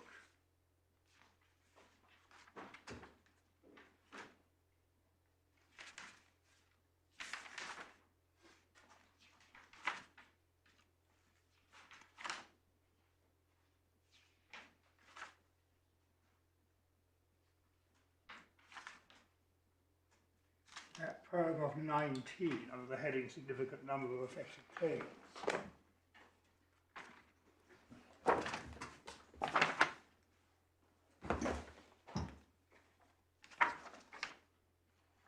Your Lordship and the lady can read paragraph 19, little a. Well, and indeed the first sentence of 19 is not completely unimportant. When the Secretary of State knows, or can, his analysts who've got all the RTI information. Well, to be fair, I have no idea whether it's easy for them to do this work or not. But the fact is, in terms of the evidence, we haven't got it. No. The court can be confident that, well, a significant number could mean anything.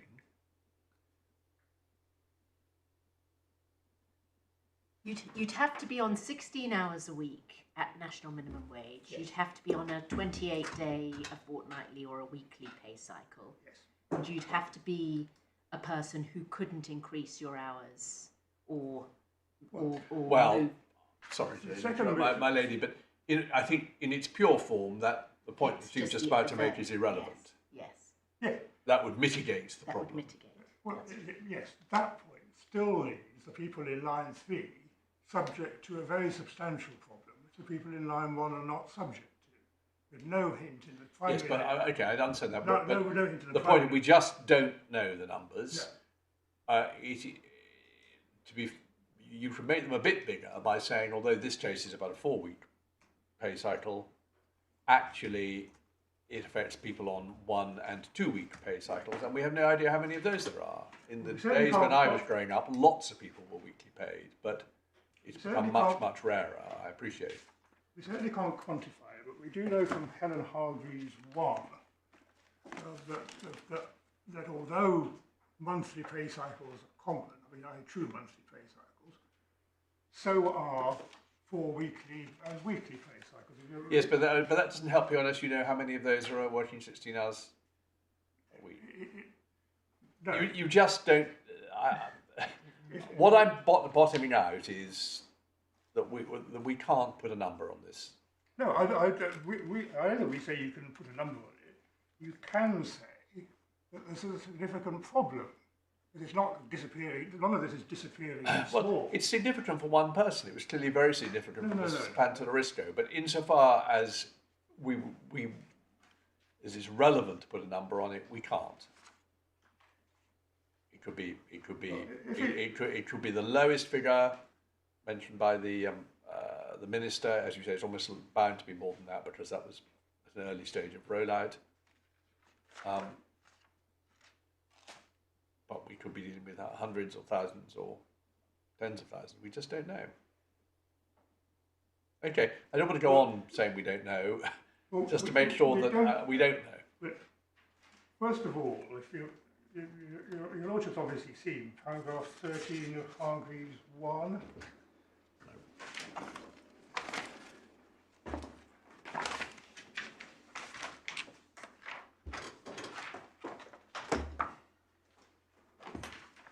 Well, that's what you were just telling us, and indeed we have seen it, yes. Yes, so we're dealing with the second most common pay frequency is 4 weeks.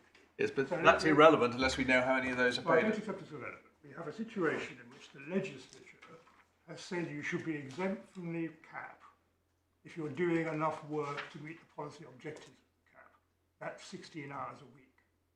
How many people are going to be working 16 hours a week? The answer is that the second most common pay frequency is 14.5% of respondents saying they paid 4 weekly. So in fact, one would expect a rational piece of legislation to deal with a common pay frequency.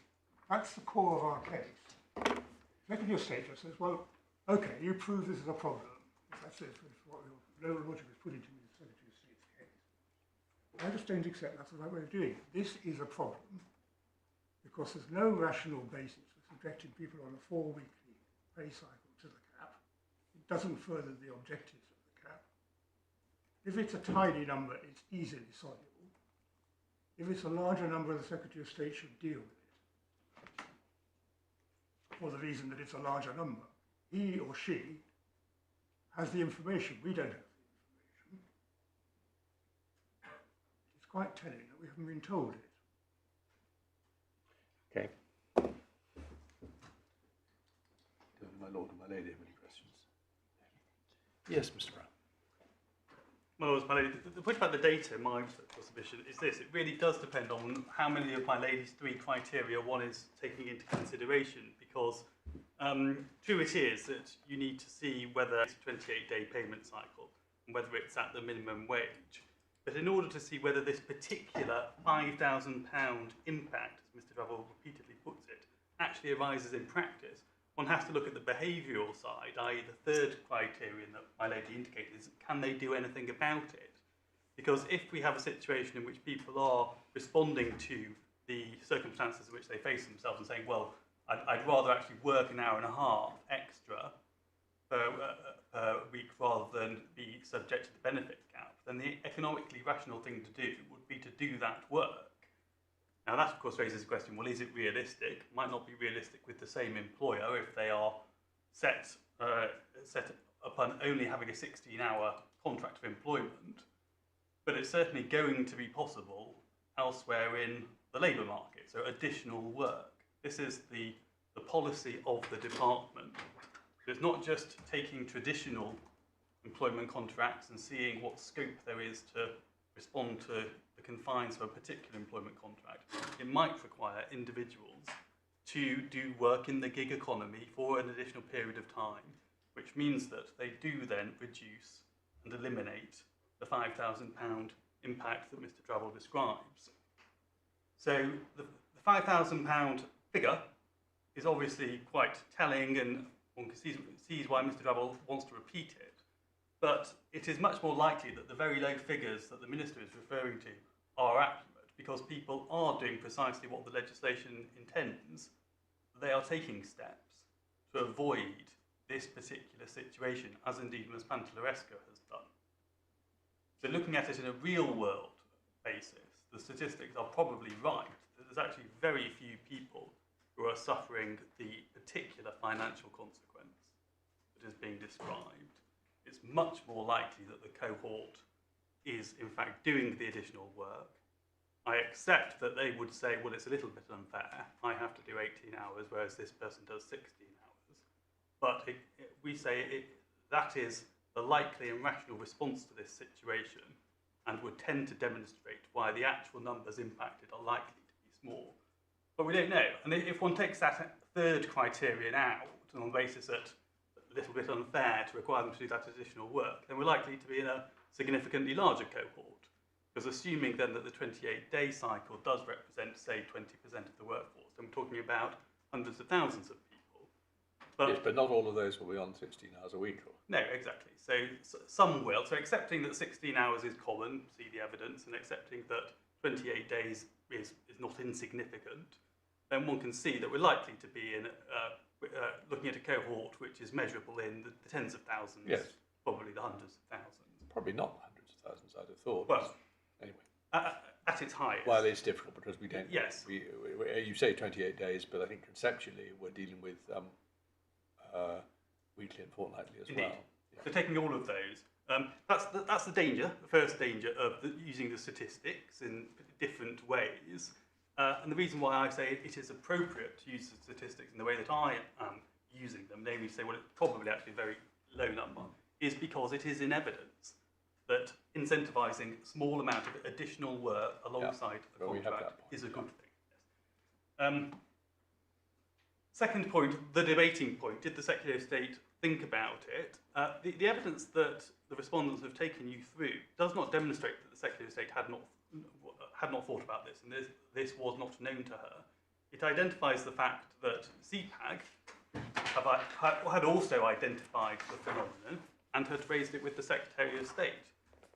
It isn't to the effect that the Secretary of State and the Department for Work and Pensions did not understand these consequences at all. I don't propose to go back through those various submissions, but all that can be said is that pre-litigation, CPAG had corresponded with the Secretary of State. The Secretary of State responded saying, we are aware of this and we're considering it. However, there are wider factors in play, and that's as far as it goes. Dealing with the first point of respondent submissions then, is this in fact something that is contemplated by the legislation?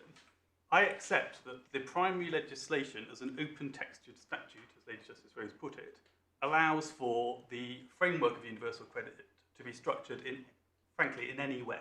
It could have been done in any particular way that was considered appropriate. So the primary legislation does not mandate any particular structure. The secondary legislation does, and the secondary legislation was passed by affirmative resolution, and the connection between the benefit cap and the monthly assessment period construct is set out in terms in section 79.2 of the regulations. By the way, I mean, you make the point, I wouldn't have listed in your shoes too about saying it's passed by affirmative resolution, but is there any suggestion in the authorities that the test of rationality of secondary legislation is affected by whether it is passed by affirmative resolution or negative resolution?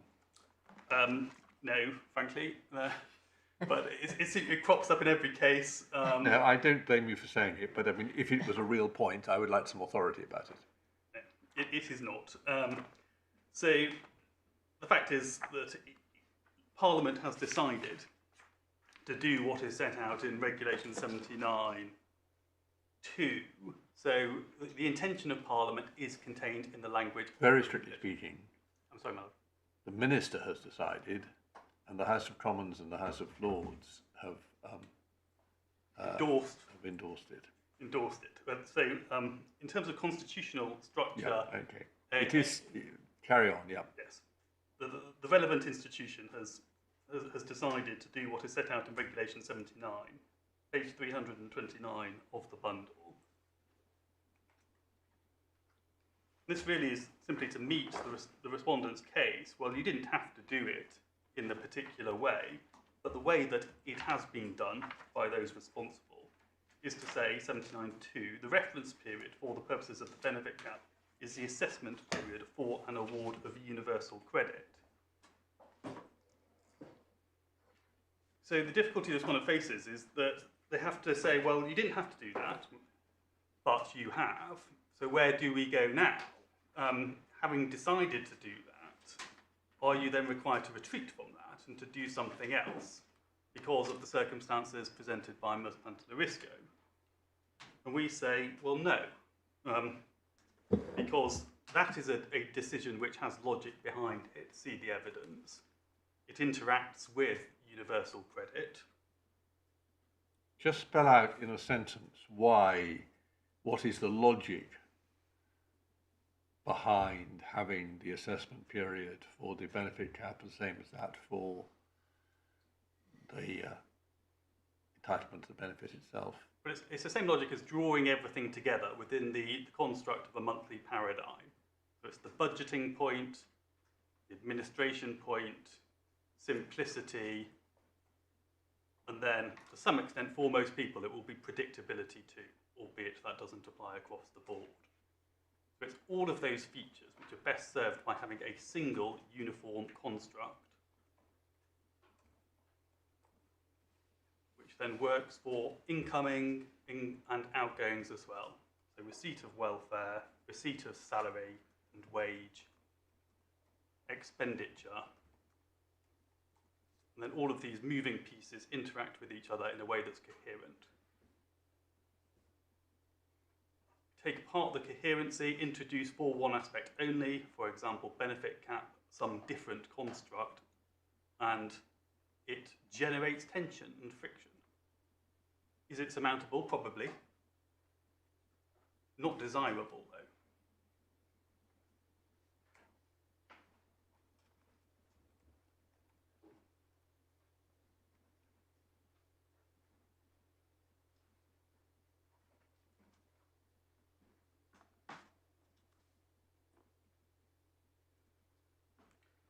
Then two related points. The first point that is emphasised by the respondents is, well, the 16-hour threshold is itself significant.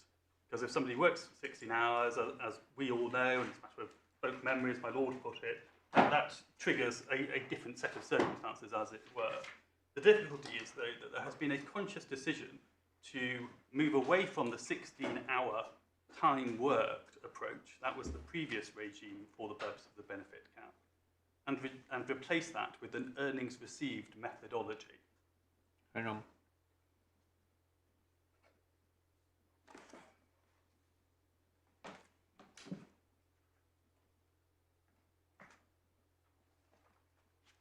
Yeah.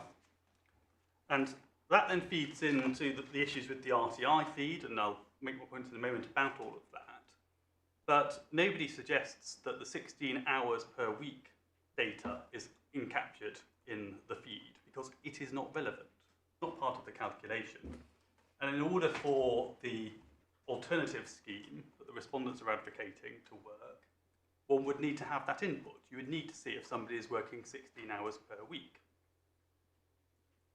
That's not captured because it's not relevant. The only thing that is relevant is whether you are earning the minimum amount, not working the minimum of 16 hours.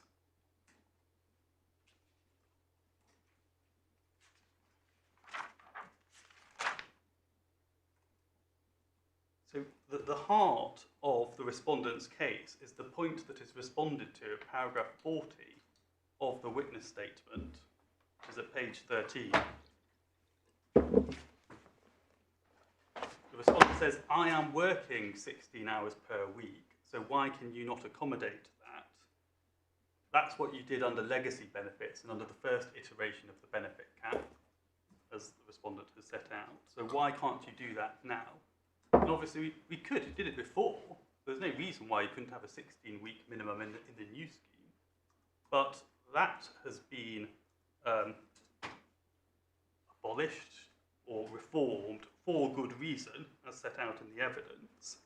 And the fact that that then means that the respondent is disadvantaged because she wouldn't have this issue under the old methodology and has it under the new,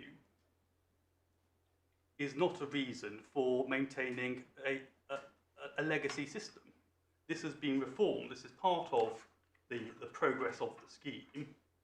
the minister's view, as set out in the evidence, is that it's actually better just to have a flat rate amount, because then you don't need to do 16 hours per week. You can choose to work for 12 hours a week if you are fortunate enough to obtain slightly higher paid employment. That's a good thing because it gives you more flexibility.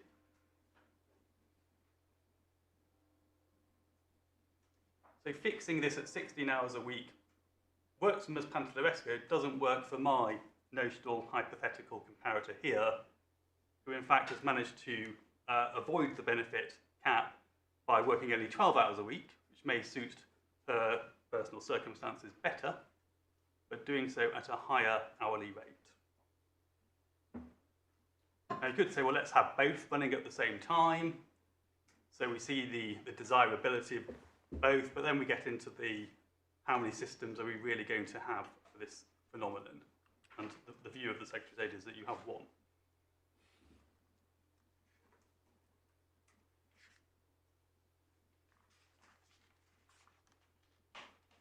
And just to make good the point I've just made, it's paragraph 48 of the evidence, and there's a ministerial submission that sits behind paragraph 48, which is in the bundle setting out what the thinking was. But 48D is the point I have specifically just made.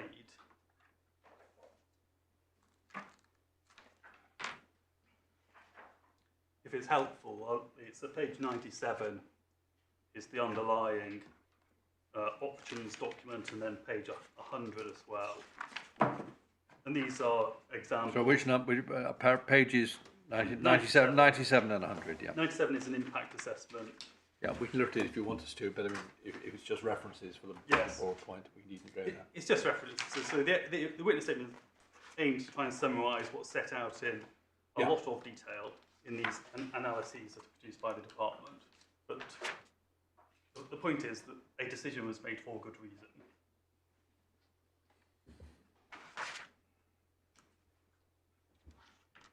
So what then of the RTI information? So the chronology is, as my Lord clarified with the respondents, about how all of this went in.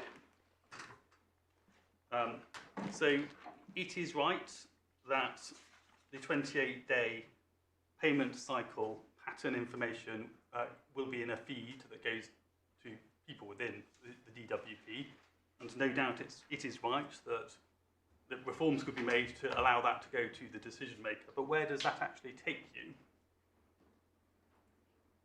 Because the respondent says, well, if you pick up this information in assessment period 3, or after 3 months, you can be reasonably confident that the person before you, in fact, is in continuous regular employment, and therefore there is some sort of notional correspondence between 28-day payment cycle and annualising it out and re-averaging it and reallocating it onto a monthly basis, and you'd end up with the right figure. That's fine as far as it goes, but what do you do in assessment period 1? So the information comes in saying that an individual is paid under a 28-day payment cycle, and they receive, let's say, £600, which is below the amount required to disapply the benefit cap. Do you assume that that is month 1 of regular continuous employment that's going to last indefinitely? Or do you not make that assumption on the basis that it's month 1, assessment period 1, and you simply don't know what's going to happen? Month 2, you might become a bit more confident, and month 3, month 4, etc. You might see a pattern emerging, but when? When does a decision maker then decide that actually what they have before them is a Pantellerisco paradigm, as opposed to somebody who just happens to have undertaken new employment on a 28-day cycle and in fact isn't actually earning the necessary amount? You can't do that with the raw data, and it's difficult to see how you can do that in any other way either, because what you're doing is speculating about the nature of the employment. And this is a point that the witness makes, which the judge, we say, failed to grapple with. So paragraph 12. Paragraph 12 of what? Of Crahe 2, which is page 185.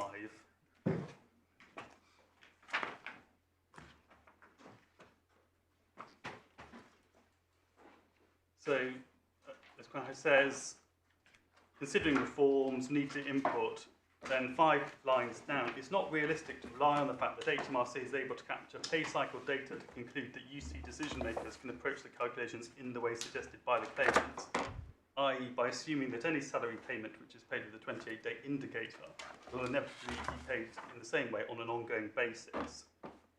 13, the fundamental problem remains the need to maintain the integrity of the monthly assessment period structure which underpins UC, and the need to base calculations upon actual data rather than predictions as to future earnings, which in this context are notoriously uncertain. Any reform needs to have regard to the complications of fluctuating pay patterns, multiple employment arrangements with different patterns, and other forms of earnings and income. And none of that is addressed by Ms Hargreaves' witness statement or the tentative submissions about how this scheme could be redesigned, which the respondents have made before the court today. And this is the difficulty. And I accept that it's perfectly proper, of course, to think about how this can be done. And we all want to try and solve problems. But here, we are not in a position where we have the tools to do this for the reasons that Ms Crowhouse says, namely that the cohort is far more complex than the Pantellerisco paradigm would lead you to believe. And all of that is known. It's known to the DWP.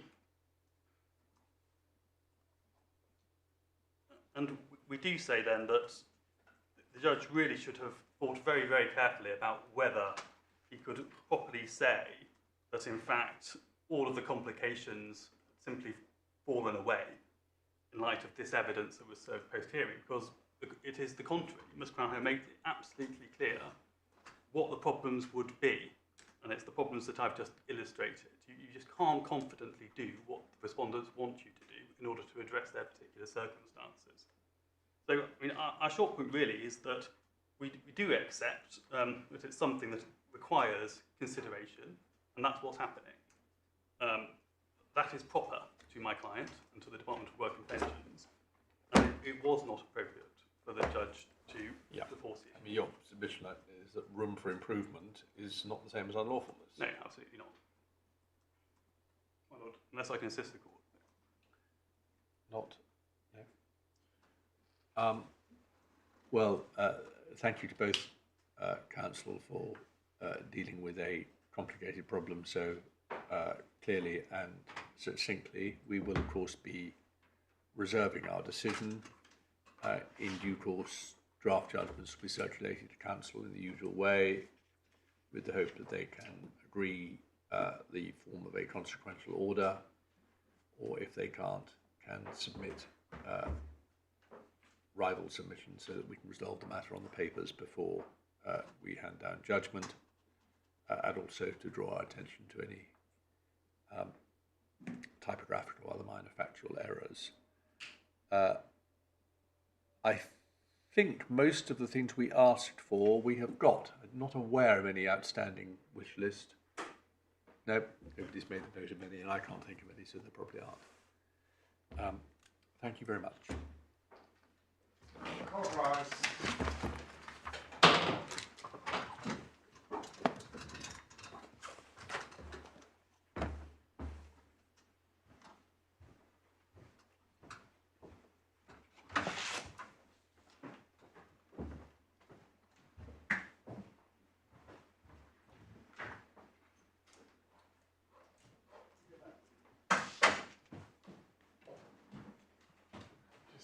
Now again, the 92nd of 8, so we're still broadcasting during that.